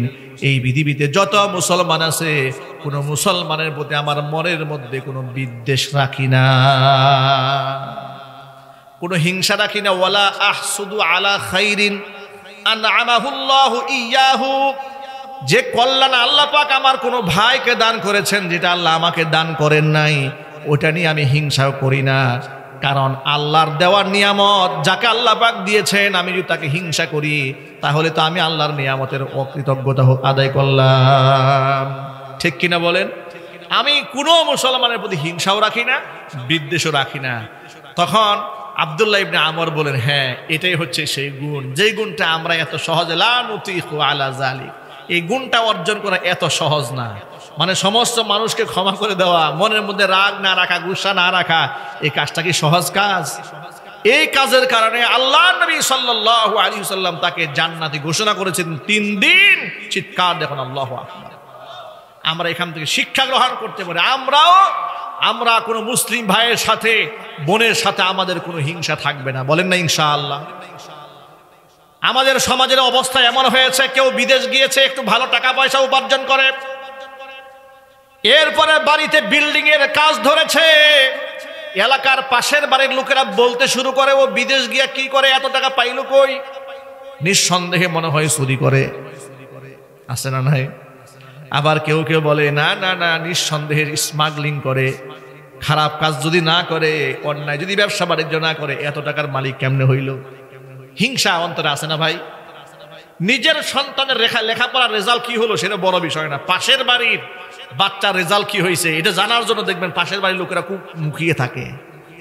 এরপরে শুনে যে কি হয়েছে, বলে অমুক বাড়ির ছেলে তো ফার্স্ট ক্লাস হয়েছে, প্রশ্নে আসে না, নিঃসন্দেহে সে নকল করে পাশ করছে। একটা মন্তব্য ছড়াই দিল।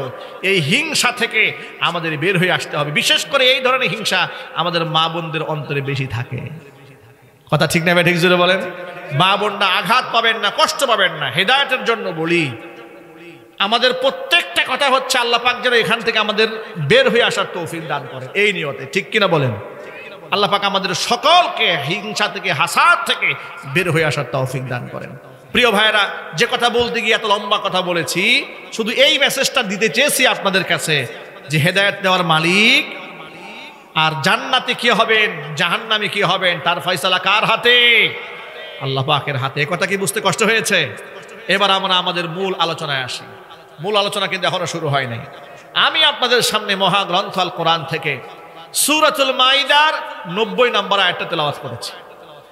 আমার মন চেয়েছে যে আমি এই বিষয়ে আপনাদের সামনে একটু সতর্ক করি। কোরআন মাজিদের সূরাতুল মাইদার 90 নম্বর আয়াতে আল্লাহ তাআলা 4টা জিনিসকে শয়তানের নাপাক কর্মকাণ্ড বলে উল্লেখ করেছেন। একটা কথা সবসময় মনে রাখবেন, সূরাতুল হাসর আল্লাহ পাকের একটা মৌলিক নির্দেশনা আছে। সেই মৌলিক নির্দেশনা হচ্ছে মা আতাকুমুর রাসূলু ফাখুযুহু ওয়া মা নাহাকুম আনহু ফান্তাহু। আমার রাসূল তোমাদের জন্য যা নিয়ে এসেছেন তা আঁকড়ে ধরো। যে জিনিস থেকে নিষেধ করেছেন সেখান থেকে বিরত থাকো, এটা আল্লাহ পাকের হুকুম। এবার আল্লাহ রাব্বুল আলামিন ইমানদার ডেকে বলেন, ও ইমানদারেরা শোনো, 4টা জিনিস হচ্ছে শয়তানের নাপাক কাজ। কয়টা?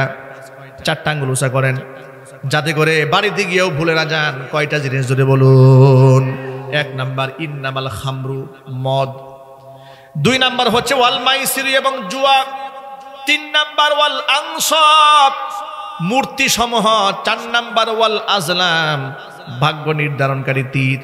রিজিসুম মিন আমালিশ শাইতান, সব হচ্ছে শয়তানের নাপাক কর্মকাণ্ড। ফাজতানিবুহু লাআল্লাকুম তুফলিহুন, এগুলা তোমরা পরিহার করো, তাহলেই তোমরা সফলকাম হতে পারবে। এবার এক বাক্যে জবাব দিয়ে বলেন, মদ, নেশা, মাদক হালাল না হারাম? অপারেটর ভাই একটু সাউন্ড দেন, ভলিউম দেন একটু। বলেন না কমে গেছে। এক বাক্যে জবাব দিয়ে বলেন, মাদক হালাল না হারাম? সবাই বলে নাই। এই বাম পাশ থেকে কোনো আওয়াজ হয় না মুরব্বীদের। মাদক হালাল না হারাম? একটু জোর আওয়াজে সবাই বলেন। এটা আমাদের মুসলিম দেশ, ঠিক কিনা বলেন? সংখ্যাগরিষ্ঠ মুসলিম দেশে মদের লাইসেন্স দেওয়া হয়েছে রাষ্ট্রীয়ভাবে। এই যে আজকে গোটা বাংলাদেশে আওয়াজ উঠেছে, আমরা দিন কায়েম করতে চাই বাংলাদেশে। কেন শোনেন, আমরা ব্যক্তি জীবনে অনেকেই দিন কায়েম করেছি, অনেকে পারিবারিক জীবনেও কায়েম করেছে, অনেকে কিছুটা সামাজিক জীবনে করেছে।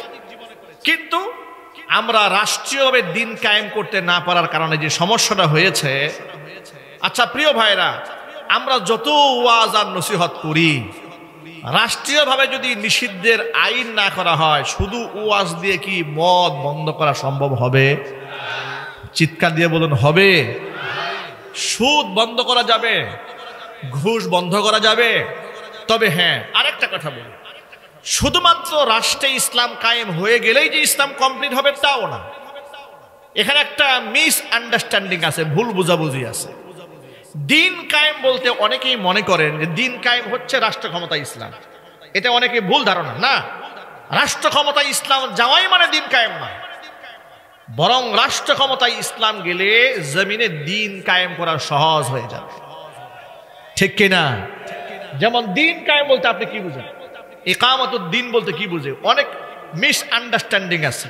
কনসেপ্টটা ক্লিয়ার না থাকার কারণে এই সমাজের সাধারণ শিক্ষিত মানুষ যারা আছেন, জেনারেল শিক্ষিত কিংবা অল্প শিক্ষিত কিংবা দিনদার, নামাজ পড়ে ইকামতুদ দিন, দিন কায়েম করব, দিন কায়েম করব, দিন কায়েম করব, নিজে নামাজ পড়ে না।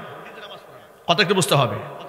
নিজের ঘরের বউয়ের পর্দা নাই, নিজে সুদের ব্যবসা করে, নিজে ঘুষ খায়, মিথ্যা কথা বলে, এই লোকটা রাস্তায় রাস্তায় ঘুরে আর বলে দিন কায়েম করব, দিন কায়েম করব। কোথায় দিন কায়েম করবেন আপনি? সবার আগে নিজের মধ্যে দিন কায়েম করেন। ঠিক কিনা বলেন? দিন বলতে আপনি কি বুঝেন? দিন শব্দের অর্থ কি? আল্লাহ পাক যে সূরা মাইদার মধ্যে ঘোষণা দিয়েছেন, আল ইয়াউমা আকমালতু লাকুম দীনাকুম ওয়া আতমামতু আলাইকুম নিয়ামাতি ওয়া রাদিতু লাকুমুল ইসলাম দীনা। আল্লাহ পাক বলেন, আজকের এই দিনে তোমাদের জন্য তোমাদের দিনকে আমি কমপ্লিট করে দিলাম, আমার নিয়ামতকে পূর্ণ করে দিলাম। তোমাদের জন্য জীবন ব্যবস্থা হিসেবে, ধর্ম হিসেবে, দিন হিসেবে, পথ নির্দেশিকা হিসেবে ইসলামকে আমি আল্লাহ তাআলা পছন্দ করে নিলাম। ইসলাম হচ্ছে এক জীবন দর্শন, ইসলাম হচ্ছে এক পথ নির্দেশিকা। আল্লাহু আকবার বলেন। এই অপারেটর ভাই, আওয়াজ আবার কমে গেছে। এই বক্সে আওয়াজ দেন না কেন? আওয়াজ দেন না, আপনি স্টেজে আওয়াজ দেন, আমাদের কথা বলতে কষ্ট হচ্ছে। স্টেজে আওয়াজ দেন। হ্যাঁ, দিন কায়েম বলতে কি বোঝায়? আচ্ছা, ইসলামের মূল স্তম্ভ কয়টি? সবাই বলেন, একটু খুব ঠান্ডা মাথায় শুনবেন। ইসলামের মূল স্তম্ভ কয়টি? 5টি। 1 নাম্বার, বুনিয়াল ইসলামু আলা খামসিন, শাহাদাতি আল্লাহ ইলাহা ইল্লাল্লাহ ওয়া আন্না মুহাম্মাদার রাসূলুল্লাহ। এই কথার সাক্ষ্য প্রদান করা আল্লাহ ছাড়া কোনো মাবুদ নাই, এই কথার সাক্ষ্য প্রদান করা মুহাম্মদ সাল্লাল্লাহু আলাইহি ওয়াসাল্লাম আল্লাহ পাকের রাসূল। এটা হচ্ছে 1 নাম্বার। কয় নাম্বার জলে বলেন? 1 নাম্বার। 2 নাম্বার, ওয়া ইকামিস সালাহ, নামাজ কায়েম করা। 3 নাম্বার হচ্ছে ওয়া ইতাইজ যাকাত, যাকাত আদায় করা। 4 নাম্বার, ওয়া হাজ্জিল বাইতি, বাইতুল্লাহ হজ করা। 5 নাম্বার, ওয়া সাওমি রমাদান, রমজান মাসে রোজা রাখা। এখন আপনাদেরকে আরেক কয়েকটা প্রশ্ন করব, জবাব দিবেন। আল্লাহর উপর ঈমান আমাদের আছে না নাই? মানে দিনের মৌলিক যে ব্যাপারগুলো, এগুলো আলহামদুলিল্লাহ আমাদের মধ্যে আমরা কায়েম করেছি। একটু জোরে বলেন আলহামদুলিল্লাহ। আল্লাহর উপর ঈমান আছে না নাই? রাসূলের উপর ঈমান আছে না নাই? এই ঈমানে কোনো ভেজাল আছে? ভেজাল নাই। এরপরে ইকামিস সালাহ, আমরা নামাজ পড়ি, আলহামদুলিল্লাহ বলেন। সবাই না, কিন্তু সমাজের কিছু মানুষ নামাজ পড়ে। এটা আমাদের বলতেও লজ্জা হয় যে আমাদের মুসলমানদের দেশে কিছু মানুষ নামাজ পড়ে। এটা কথা বলতে লজ্জা হয় না ভাই? এটা বড় লজ্জার বিষয় যে আমরা এটা বলতে পারি না যে আমরা সবাই নামাজ পড়ি। ইকামিস সালাহ, নামাজ আমরা কায়েম করেছি অনেকেই ব্যক্তি জীবনে। ওয়া ইতাইজ যাকাত, অনেকে আমরা যাকাত দেই ব্যক্তি জীবনে, সবাই দেয় না। সমাজের কিছু অংশ দেয়, কিছু অংশ দেয় না। ওয়া হাজ্জিল বাইত, কিছু লোকেরা হজ করে, অসংখ্য লোকেরা টাকা পয়সা আছে, হজ করে না। সাওমি রমাদান, রমজানের রোজা ফরজ করা হয়েছে, কিন্তু অসংখ্য লোকেরা এখনো পর্যন্ত এই বাংলাদেশেও রমজান মাসে হোটেলের সামনে লাল পর্দা দিয়ে ঢেকে পর্দা করে এমন জন্মের খাওয়া খায়, মনে মনে ভাবে কেউ দেখে না। ঠিক না ভাই? আহারে, আপনি কাকে ধোঁকা দিচ্ছেন? আপনি নিজেকে ধোঁকা দিচ্ছেন। ঠিক কিনা? এই যে ইসলামের মৌলিক 5টা বিষয় আছে, এটা ব্যক্তিগতভাবে আমরা আংশিক প্রতিষ্ঠা করতে সক্ষম হয়েছি, কিন্তু ব্যাপকভাবে যেটা মুসলমানদের করা দরকার ছিল কিন্তু সেটা আমরা করতে সক্ষম হই নাই। এখন সেটা কেমনে প্রতিষ্ঠা হবে? বেশ কয়েকটা আমলের মাধ্যমে হবে। এই যে বক্তারা ওয়াজ করে তারা দিন কায়েমের কথা বলে, ঠিক কিনা? এটা দিন কায়েম হচ্ছে। এই যে আপনি নামাজের কথা বলছেন, রোজার কথা বলছেন, হজের কথা বলছেন, যাকাতের কথা বলছেন, মা বোনদের পর্দার কথা বলছেন, সুদ হারাম, ঘুষ হারাম, ব্যভিচার হারাম, মিথ্যা কথা বলা হারাম, কবিরা গুনাহ, এগুলা যে বক্তারা আলোচনা করছে তারা সমাজের দিন কায়েমের জন্য কাজ করে যাচ্ছেন। তাবলীগ জামাতের ভাইরা নামাজের দাওয়াত দিচ্ছেন, দিন কায়েম করছেন। মুফতি মুহাদ্দিসরা হাদিস পড়াচ্ছেন, দিন কায়েমের আন্দোলনে তারাও শামিল। বাল্লিগু আন্নি ওয়ালাউ আয়া, নবী করিম সাল্লাল্লাহু আলাইহি ওয়াসাল্লামের বাণী আমার পক্ষ থেকে একটি বাণী হলেও তোমরা পৌঁছাইয়া দাও। সেই বাণী যিনি যতটুকুন করেছেন দিন কায়েমের আন্দোলনে তিনিও শামিল হয়েছেন। কিন্তু এটা আমরা ব্যক্তি পর্যায়ে করেছি, সামাজিক পর্যায়ে করেছি, কিন্তু রাষ্ট্রের বিরাট বড় কিছু পুরো দায়িত্ব আছে যেটা আমরা করতে পারি না আমাদের কাছে ক্ষমতা না থাকার কারণে। কোরআন মাজিদের মধ্যে আল্লাহ পাকের বর্ণনা বড় স্পষ্ট আছে এই ব্যাপারে। আল্লাহ পাক বলেন, আল্লাযীনা ইম্মাক্কান্নাহুম ফিল আরদি আকামুস সালাতা ওয়া আতাবুজ যাকাতা ওয়া আমারু বিল মা'রুফি ওয়া নাহাউ আনিল মুনকার। ইমানদার বান্দা যারা, তাদেরকে যদি আমি ক্ষমতার মসনদে বসায় দেই, তারা সমাজের মধ্যে মৌলিক 4টা বড় ধরনের কাজ করবে। জুড়ে বলেন কয়টা? 1 নাম্বার আকামুস সালাহ, সমাজের মধ্যে তারা নামাজ কায়েম করবে। 2 নাম্বার ওয়া আতাবুজ যাকাত, যাকাত আদায় করবে। ওয়া আমারু বিল মা'রুফ, 3 নাম্বার হচ্ছে সৎ কাজের আদেশ দেবে। 4 নাম্বার ওয়া নাহাউ আনিল মুনকার, অসৎ কাজ থেকে মানুষদেরকে বিরত রাখবে। জোরে করেন সুবহানাল্লাহ। ইমানদার বান্দারা ক্ষমতার মসনদ পেলে তারা দিন কায়েম করবে, কিন্তু ক্ষমতা পাওয়াটাই দিন কায়েম নয়। অনেকেই মনে করে ক্ষমতার চেয়ার দখল করলেই দিন কায়েম হয়ে যায়, শুধু আইন করেই সব ভালো বানাই ফেলবো। শুধু আইন করলে কি দেশ ভালো হয়? আওয়াজ নাই, আপনাদের বুঝতে কষ্ট হচ্ছে?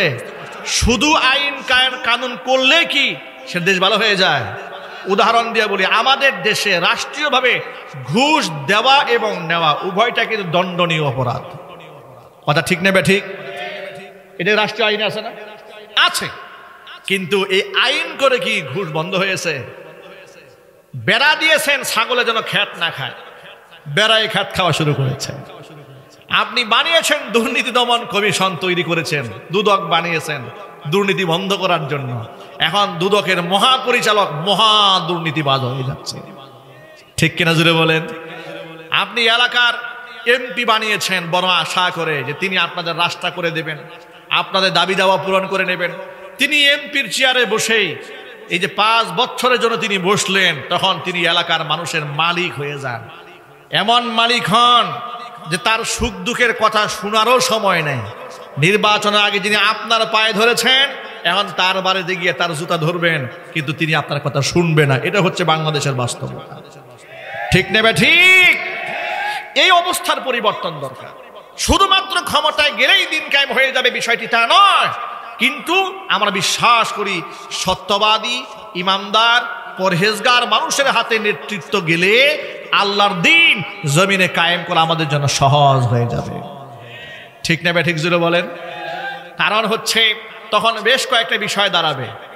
কিছু কিছু বিষয় হয়ে যাবে রাষ্ট্রীয়, যেমন আল্লাহ পাকের হুকুম রাষ্ট্রীয় একমাত্র তারাই বাস্তবায়ন করবেন যাদের আল্লাহ পাকের এই কোরআনের উপর বিশ্বাস আছে। এখন যাদের আল্লাহর কোরআনে বিশ্বাস নাই, তারা কি আল্লাহর কোরআন দিয়ে দেশ চালাবে? একটু জোর আওয়াজে বলেন। যদি কোনো ব্যক্তি বলে আমরা শরীয়ত বিশ্বাস করি না, সে আল্লাহর কোরআন দিয়ে দেশ চালাবে, সে তো চাবেই এই কোরআনের বিরুদ্ধাচরণ করতে, কারণ তার এর উপরে বিশ্বাস নাই। ভাইরা আমার, যে কথা বলতে গিয়ে এত লম্বা কথা বলেছি সেটা হলো এই যে আমাদের বাংলাদেশে যে মাদক নিয়ে আজকে আমরা কথা বলছি, আপনি শুনে অবাক হবেন, এই বাংলাদেশে মাদক নিষিদ্ধের কোনো আইন নাই। মাদক নিয়ন্ত্রণ আইন আছে। কি আইন আছে? মাদক নিয়ন্ত্রণ আইন আছে। আমি 2018 সালের ডিএমসির জরিপ দেখেছি অনলাইনে। সেখানে বাংলাদেশের এই 56,000 বর্গ মাইলে মাদক সেবীদের সংখ্যা সেখানে লেখা আছে 32 লক্ষ। 32 লক্ষ মানুষ 2018 সালে মাদক সেবী ছিল বলে ডিএনসি রিপোর্টে এসছে। 2025 সালে এর জরিপ এসছে বর্তমানে মাদক সেবীদের সংখ্যা দাঁড়িয়েছে 83 লাখ। চিৎকার দিয়ে এখন নাউজুবিল্লাহ। 83 লক্ষ মাদক সেবী বাংলাদেশে বেড়েছে। এর মানে আস্তে আস্তে আস্তে শুধু ধীরে ধীরে মাদক সেবীদের সংখ্যা বেড়েই যাচ্ছে। জোরে বলে নাউজুবিল্লাহ। এটা কন্ট্রোল করা যাচ্ছে না। হ্যাঁ, এটা কন্ট্রোল তখন করা যাবে যদি কায়ামতের দিন হয়। দিন যদি কায়েম হয়, রাষ্ট্রের পরিচালক, ধারক এবং বাহক যারা হবেন তারা যদি আইন করেন যে রাষ্ট্রে কোনো প্রকার মাদক চলবে না, তখনই এটা কমায় আনা সম্ভব, এছাড়া কমানো সম্ভব নয়। ঠিক কিনা? আচ্ছা, রাষ্ট্রের দিন কায়েম হওয়ার পরে এই রাষ্ট্রীয়ভাবে ঘোষণা আসবে যে মদ আল্লাহ হারাম করেছেন, যেই জুয়া আল্লাহ হারাম করেছেন, সেটা আমরা রাষ্ট্রে চলতে দেব না। এটা যদি আইন করা হয়, আপনারা কি সাপোর্টে আছেন তো? ইনশাআল্লাহ এর পক্ষে আছেন? আপনারা কি মদের পক্ষে না বিপক্ষে? জুয়ার পক্ষে না বিপক্ষে? মদের বিরুদ্ধে, জুয়ার বিরুদ্ধে কারা কারা আছেন তো হাত দেখতে চাচ্ছে আমি। মদ জুয়ার বিরুদ্ধে কারা? হাত তুলে আল্লাহকে দেখান। আল্লাহ যেন আমাকে কিয়ামতের ময়দানে আমাদেরকে এই উসিলায় মাফ করে দেন। জোরে কোন আমিন। হাত নামান। সমাজের এমনও কিছু নেতা আছে স্টেজে উঠে মদের বিরুদ্ধে জাজালো বয়ান দেয়, কিন্তু নিজে আবার মদের ব্যবসা করে। কথা বলে না। নারায়ণগঞ্জে, ঢাকা নারায়ণগঞ্জে কয়েক বছর আগে এক মাহফিল আমাকে দাওয়াত দেওয়া হয়েছে। তো প্রধান অতিথি একজন এসছেন, এলাকার মধ্যে প্রভাবশালী এক নেতা আসলেন। আমি খুতবা শুরু করার আগে তিনি সংক্ষেপে 4-5 মিনিটের একটা বক্তব্য দিলেন। ওই বক্তব্যে তিনি মাদকের বিরুদ্ধে খুব ঝাঁঝালো বক্তব্য দিলেন। আমার এত ভালো লেগেছে, অনেক খুশি হয়েছি। আমি খুশি হয়ে তার জন্য দোয়া করেছি, তার পরিবারের জন্য দোয়া করেছি। আমি যখন বয়ান শেষ করে স্টেজ থেকে নেমে যাচ্ছি, মাহফিল কর্তৃপক্ষ একজন আমাকে ডেকে বললেন, হুজুর, যার জন্য এত দোয়া করলেন ওনাকে চিনেন? আমি বললাম না, চিনি না, কিন্তু ওনার কথাটা খুব ভালো লেগেছে। মাদকের বিরুদ্ধে খুব সচেতনতামূলক কথাবার্তা বলেছেন। তিনি বললেন, হুজুর, ইনি হচ্ছে আমাদের এলাকায় মাদকের ডিলার। আমি বললাম, বহুত মজার ব্যাপার এটা। মাদকের ডিলারকে তাফসীর মাহফিলের প্রধান অতিথি বানালেন কেন? তারা জবাব দিয়ে বলছেন, হুজুর, এই ভদ্রলোক হচ্ছে সেই ভদ্রলোক, ওনাকে প্রধান অতিথি না বানালে উনি মাহফিল করতে দেবে না। একটা সময় বাংলাদেশ এরকম গিয়েছে, পোস্টারে ওদের নাম না থাকলে ওরা মাহফিল বন্ধ করে দিয়েছে। কথা ঠিক নেবে? ঠিক জোরে বলেন। শুধু নাম নয়, নিজের নামটা আলেমের নামের উপর দিতে হয়েছে। আলেমের নামের উপরে জালেমের নাম দিতে বাধ্য হয়েছে তাফসীর মাহফিল কর্তৃপক্ষ। এই সমস্ত বেনামাজি চরিত্রহীন লম্পটগুলোর নাম আলেমের নামের উপরে না দিলে যারা মাহফিল বন্ধ করেছে, আলেমদের সাথে বিয়াদবি করেছে, কোরআনের সাথে গুস্তাখি করেছে, বক্তা বয়ান করছে এমন সময় মাইক টেনে নিয়েছে, এমন বিয়াদব বাংলাদেশে ছিল। ঠিক কিনা? আল্লাহ সুবহানাহু ওয়া তাআলা কোরআনের সাথে যারা বিয়াদবি করেছে, আলেমদের সাথে গুস্তাখি করেছে, তাদের ব্যাপারে আল্লাহ পাকের ফয়সালা সুবহানাল্লাহ আমরা তো ভাবতেও পারি না। কথা বলেন, ঠিক কিনা বলেন? আপনারা কেউ কল্পনা করেছেন? আল্লাহর কসম, আমি এক পর্যায়ে এদের ব্যাপারে হতাশ হয়ে মনে মনে চিন্তা করেছিলাম যে আমার জীবদ্দশায় মনে হয় জালেমের পতন আর দেখব না। এটা এক সময় মনে হতো যে যেভাবে মেকানিজম করে সাজানো হয়েছে, র্যাব ওদের, পুলিশ ওদের, বিজিবি ওদের, আয়নাগর ওদের, সেনাবাহিনী ওদের, সব ওদের, এনএসআই, ডিজিএফআই, ডিবি সব ওদের, এমনকি মুশরিক, কাফের, বেঈমান, নাস্তিক সব এক হয়েছে। আহারে, এগুলা শেষ হবে কবে? কিন্তু আল্লাহ পাকের সে আয়াত আবার মাঝে মাঝে তিলাওয়াত করতাম। 2018 সালে মাহফিল মঞ্চ থেকে আমাকে ধরে নিয়ে গেল। মাহফিল মঞ্চ থেকে ধরে নিয়ে মামলা দিয়েছে, আমার পকেটে নাকি 16টা ককটেল বোমা পাওয়া গেছে। ওয়াজের স্টেজ থেকে ধরে নিয়েছে, মামলা দিয়েছে, ককটেল বোমা পাওয়া গেছে। আরেকবার ডিস্ট্রিক্টেই নাই, আমি ওই সময় ওই জেলাতেই ছিলাম না, বিরুদ্ধে মামলা দিয়েছে যে আমি নিজ হাতে গাড়ি পুরাইছি, অসংখ্য লোকরা তাকায় দেখেছে। এরকম 4-5টা মামলার আসামি আমাকে স্বৈরাচার আমলে বানিয়ে দিয়েছিল। আমরা তখন আল্লাহর কাছে শুধু সাহায্য চাইতাম যে আল্লাহ এর শেষ কবে। আর মাঝে মাঝে কোরআন মাজিদ থেকে সূরাতুশ শুআরার আয়াতটা তেলাওয়াত করতাম। ওয়াসায়ালামুল্লাযীনা যালামু আইয়ামুনকালাবিয়ানকালিবুন। অবশ্যই অচিরেই জালেমরা বুঝতে পারবে, অচিরেই জালেমরা জানতে পারবে তারা কোন গন্তব্যে রওনা হয়েছে। সুবহানাল্লাহ, আমার আল্লাহর কথা কত সত্য। আল্লাহু আকবার বলেন, একটু চিৎকার দিয়ে এখন আল্লাহু আকবার। আল্লাহ পাক কত সুন্দর করে বলেছেন, অচিরেই জালেমরা বুঝতে পারবে কোন পথে ওরা রওনা হয়েছে। আল্লাহ পাক এমন পতন ঘটিয়ে দিয়েছে, গোটা ওয়ার্ল্ডে এমন নিকৃষ্ট পতন কারো হয় নাই। গুস্তাখি নয়, বেয়াদবি নয়, আলেমদেরকে মাথার তাজ, মাথার মুকুট বানিয়ে রাখতে হবে। কারণ আলেমরা সন্ত্রাস নন, খুনি নন, ডাকাত নন, চান্দাবাজ নন, লুটেরা নন, মাস্তান নন। আলেমরা জাতির শ্রেষ্ঠ সন্তান, ঠিক কিনা? আলেমদেরকে হৃদয় দিয়ে ভালোবাসেন, আলেমদেরকে মোহাব্বত করেন, আল্লাহ আপনার ইজ্জত বাড়ায় দেবেন। আল্লাহর নবী সাল্লাল্লাহু আলাইহি ওয়াসাল্লাম থেকে বর্ণিত সাহাবী হযরত আবু দারদা রাদিয়াল্লাহু তাআলা আনহু তিনি বলেছেন, কুন আলিমান। আবু দারদা রাদিয়াল্লাহু তাআলা আনহু থেকে বর্ণিত, তিনি বলেন, কুন আলিমান, নিজে আলেম হও, যেহেতু আলেমের বিরাট মর্যাদা। যদি আলেম না হতে পারো, ও মুতাআল্লিমান, আলেমের ছাত্র হয়ে যাও, তাও হতে পারে না, ও মুস্তামিআন, আলেমের শ্রোতা হও, আলেমের কথাগুলো গভীর মনোযোগ সহকারে শোনাও। 4 নাম্বার, ও মুহিব্বান, আলেমকে দিল থেকে মোহাব্বত করো। ওয়ালা তাকুনিল খামিস, 5 নাম্বার হয়ো না ফাতাহালিক, তাহলে ধ্বংস হয়ে যাবে। এর মানে হচ্ছে তুমি আলেম বিদ্বেষী হয়ে যেও না। সম্ভব হলে নিজে আলেম হও, অথবা আলেমের ছাত্র হও, আলেমের শ্রোতা হও, আলেমকে মোহাব্বত করো, কিন্তু খবরদার আলেম বিদ্বেষী হয়ে যেও না, তাহলে ধ্বংস হয়ে যাবে। পৃথিবীর ইতিহাস সেটাই বলেছে, আলেমের বিরোধিতা করেছে যারা, ধ্বংস হয়েছে তারা, ঠিক কিনা? ইনশাআল্লাহ এই বাংলাদেশে আর আলেম বিদ্বেষীদের জন্ম হবে না, যদি স্বৈরাচারে হাসিনা থেকে এই দেশের মানুষরা শিক্ষা গ্রহণ করতে পারে। কিন্তু পৃথিবীর ইতিহাস বলে কোনো জালেমই অতীত দেখে শিক্ষা গ্রহণ করে না, যার কারণে এখনো পর্যন্ত বাংলাদেশে কিছু লোকেরা আলেমদেরকে নাক ছিটকায়, মৌলবাদ বলে গালমন্দ করে, ঠিক কিনা? এটা অত্যন্ত পরিতাপ এবং দুঃখের বিষয়। মনে রাখবেন, আলেমদের গালমন্দ করবেন না। আলেম তো আপনার দুনিয়ার সাথী, আলেম তো আপনার আখিরাতেরও সাথী, ঠিক কিনা? আপনার জন্মের পরে কানে আজান ফুঁকে দিয়েছে আলেম, জীবনে গুরুত্বপূর্ণ স্টেপ, বিবাহের মধ্যে আগ পড়ার দিকে আলেমের প্রয়োজন হয়েছে। যেদিন আপনি পৃথিবী থেকে চির বিদায় হয়ে যাবেন, শেষ মুহূর্তে আলেমকে বড় প্রয়োজন হবে। আপনার জানাজার সামনে নিয়ে আলেম দোয়া করবে, আপনাকে কবরে মাদফুন করে আলেম আল্লাহর কাছে হাত তুলে দোয়া করবেন। সেই আলেমের সাথে আপনার হিংসা কেন, বিদ্বেষ কেন? তারা ওয়ারাসাতুল আম্বিয়া, নবীগণের ওয়ারিস। আলেমদের তত্ত্বাবধানে আমরা চলবো, আমরা বলি ইনশাআল্লাহ। ভাইরা আমার, যে কথা বলতে চেয়েছিলাম সেটা হলো, আল্লাহ তাআলা 4টি জিনিসকে হারাম বলেছেন, নাপাক শয়তানের কর্মকাণ্ড বলেছেন। 1 হচ্ছে মদ, 2 নাম্বার হচ্ছে জুয়া, 3 নাম্বার হচ্ছে মূর্তি সমূহ, 4 নাম্বার হচ্ছে রিজিক, 4 নাম্বার হচ্ছে আজলাম, ভাগ্য নির্ধারণকারী তীর। ভাগ্য নির্ধারণকারী তীর তৎকালীন যুগে ছিল, মানে তারা তীরন্দাজ থেকে আপনার যে তীর যে রাখে, তুনির যে পাত্র, ওই পাত্র থেকে তীর বের করত। তীরের আগার মধ্যে ভালো মন্দ অনেক কিছু লেখা থাকতো। তারা কোথাও যাওয়ার ক্ষেত্রে, ডিসিশন নেওয়ার ক্ষেত্রে, সিদ্ধান্ত নেওয়ার ক্ষেত্রে এটাকে তারা মনে করতো, তীর একটা বের করলো, যদি লেখা থাকে ভালো হবে, তাহলে বলতো হ্যাঁ আমার যাত্রা আজকে ভালো হবে। তাকদীর এখান থেকে নির্ধারণ করতো।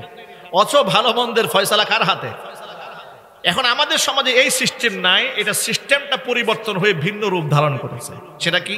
ঘর থেকে বের হওয়ার সময় চৌকাটে হালকা একটু গুতা লেগেছে পা, বউ ডাক দিয়ে বলে এখন আর বের হয়েন না, চলা পথে বাধা হয়েছে, ঠিক কিনা বলেন? বলে একটু বসে বিশ্রাম নিয়ে যান, গেল একটা। 2 নাম্বার, বেচারা রওনা হয়েছে, পিছন দিক থেকে বউ ডাক দিয়েছে, এই শোনেন একটা কথা বলতে ভুলে গেছি। বেচারা রাগ হয়ে গেছে, তোমার আর খায়া কোনো কাম নাই, গুরুত্বপূর্ণ একটা কাজে রওনা হয়েছে, তুমি পিছন দিক থেকে ডাক দিয়েছো, আমার তো অমঙ্গল সাধন হয়ে গেছে। এরকম অবস্থা আছে না নাই? এরপরে শনিবার দিন জন্ম হয়েছে, সহজে বলতে চাই না, কয় হুজুর এটা কোনো কাজ হইলো, আমি শনিবারে জন্মগ্রহণ করলাম। কয় কেন? কই শনিবারে জন্মগ্রহণ করতে কপালে শনি আছে। পরীক্ষার হলে যাওয়ার সময় কয় আলু খাওয়া যাবে না, ডিম খাওয়া যাবে না। কয় কেন? কয় আলু আর ডিম খেলে পরীক্ষার মধ্যে ডিম পাওয়া যাবে। দেখেছেন অবস্থা কি হয়েছে? মানে ওই যে রিজিসুম মিন আমালি শাইতান ওয়াল আজলাম, ভাগ্য নির্ধারণকারী তীর, ওই সময়তে একটা ছিল। এখন কত রূপের তীর যে সমাজে জ্বালিয়েছে। ছাত্র জীবনের কথা মনে আছে, ঢাকা থেকে গাজীপুরে আসতেছিলাম, এয়ারপোর্টে নেমেছি কোনো একটা কাজে, গিয়ে দেখি অসংখ্য মানুষ জমা হয়ে দাঁড়ায় আছে। চিন্তা করলাম কি ব্যাপার, এত মানুষ ভিড় জমায় আছে কেন? ছোট মানুষ কৌতূহল, এত মানুষ জমা হয়েছে, দাঁড়িয়ে দেখি বানর খেলা দেখাচ্ছে। বানর খেলা দেখাচ্ছে। আর কিছুক্ষণ পরে দেখলাম সিরিয়ালে লোকেরা বানরের কাছে হাত দেখাচ্ছে। তা আমি জিজ্ঞেস করলাম, আচ্ছা বানরের হাত থেকে কি দেখে? তখন একজন বলল, হুজুর, ছোট মানুষ তো, আমাকে বলছে হুজুর এই বানর যিনি লালন পালন করছে উনি বলছেন যে এই বানর নাকি মানুষের ভাগ্য বলতে পারে। নাউজুবিল্লাহ বলেন। আমি বললাম এই বেটায় যদি ভাগ্যই বলতে পারে তাহলে যে বানর খেলা দেখায় ওর ভাগ্যে কি আছে ওইটা আগে বলুক, ঠিক কিনা বলে? তো দেখাচ্ছে কেন? বলে ও নাকি ভাগ্যের পরিবর্তন করে দেয়, এগুলো দেখে বলে যে তোমার এই কপালে এই আছে সেই আছে, তুমি সতর্ক হয়ে চলো। আমার বুঝে আসে না, মানুষ সিরিয়াল এগুলো দেখাচ্ছে, অশিক্ষিত মানুষগুলা বিশ্বাস করে নিয়েছে, বানরের কাছে হাত দেখাচ্ছে। এই সমাজে অসংখ্য প্রতারক আছে, ভণ্ড আছে, তারা পীরের ব্যবসা খুলে বসে আছে, নামাজ নাই, রোজা নাই, তাকওয়া নাই, পরহেজগারিতা নাই। আমার কাছে ভিডিও আছে, কয়েকদিন আগে দেখেছি ভণ্ড পীর একটাকে মানুষ খুব পেদিয়েছে, ইচ্ছা মতো পিটাইছে। এই ভদ্রলোক তিনটা মহিলার সাথে একসাথে মোয়ানাকা করতেছে। যদি বলেন নাউজুবিল্লাহ। এগুলো কেন করে? লোকেরা ধরে নিয়েছে যে এদের হাতে ভাগ্য পরিবর্তন হওয়ার সম্ভাবনা আছে। একটু চিৎকার দিয়ে বলতে হবে, ভাগ্যের পরিবর্তন করার একমাত্র মালিক কে? আরো জোরে বলেন। এটা তাকদীর, ওয়াল কাদরি খাইরিহি ওয়া শাররিহি মিনাল্লাহি তাআলা। ভালো এবং মন্দ সব কার পক্ষ থেকে হয়? আল্লাহর পক্ষ থেকে হয়। আল্লাহ পাক বললেন রিজসুম মিন আমালি শাইতান, পরিহার করতে হবে এগুলো। যদি পরিহার করতে পারো, যদি মদ ছাড়তে পারো, জুয়া যদি ছাড়তে পারো, মূর্তি সমূহ যদি বাদ দিতে পারো, ভাগ্য নির্ধারণ করা তীর যদি ছাড়তে পারো, ফাজতানিবুহু যদি তোমরা ছাড়তে পারো, লাআল্লাকুম তুফলিহুন, তাহলে অবশ্যই তোমরা সফল কাম হবে। এই মদ এবং জুয়া সমাজের মধ্যে বিশৃঙ্খলা তৈরি করে, মারামারি সৃষ্টি করে। আফসোসের সাথে বলি, এই মুসলমানদের দেশে ১৫০০ বছর পরে এসে মুসলমানরা শুধু মদ পান করে না, মদের নাম পরিবর্তন করে নাম দিয়েছে বিয়ার, নাম দিয়েছে হুস্কি, ঠিক কিনা জুড়ে বলেন।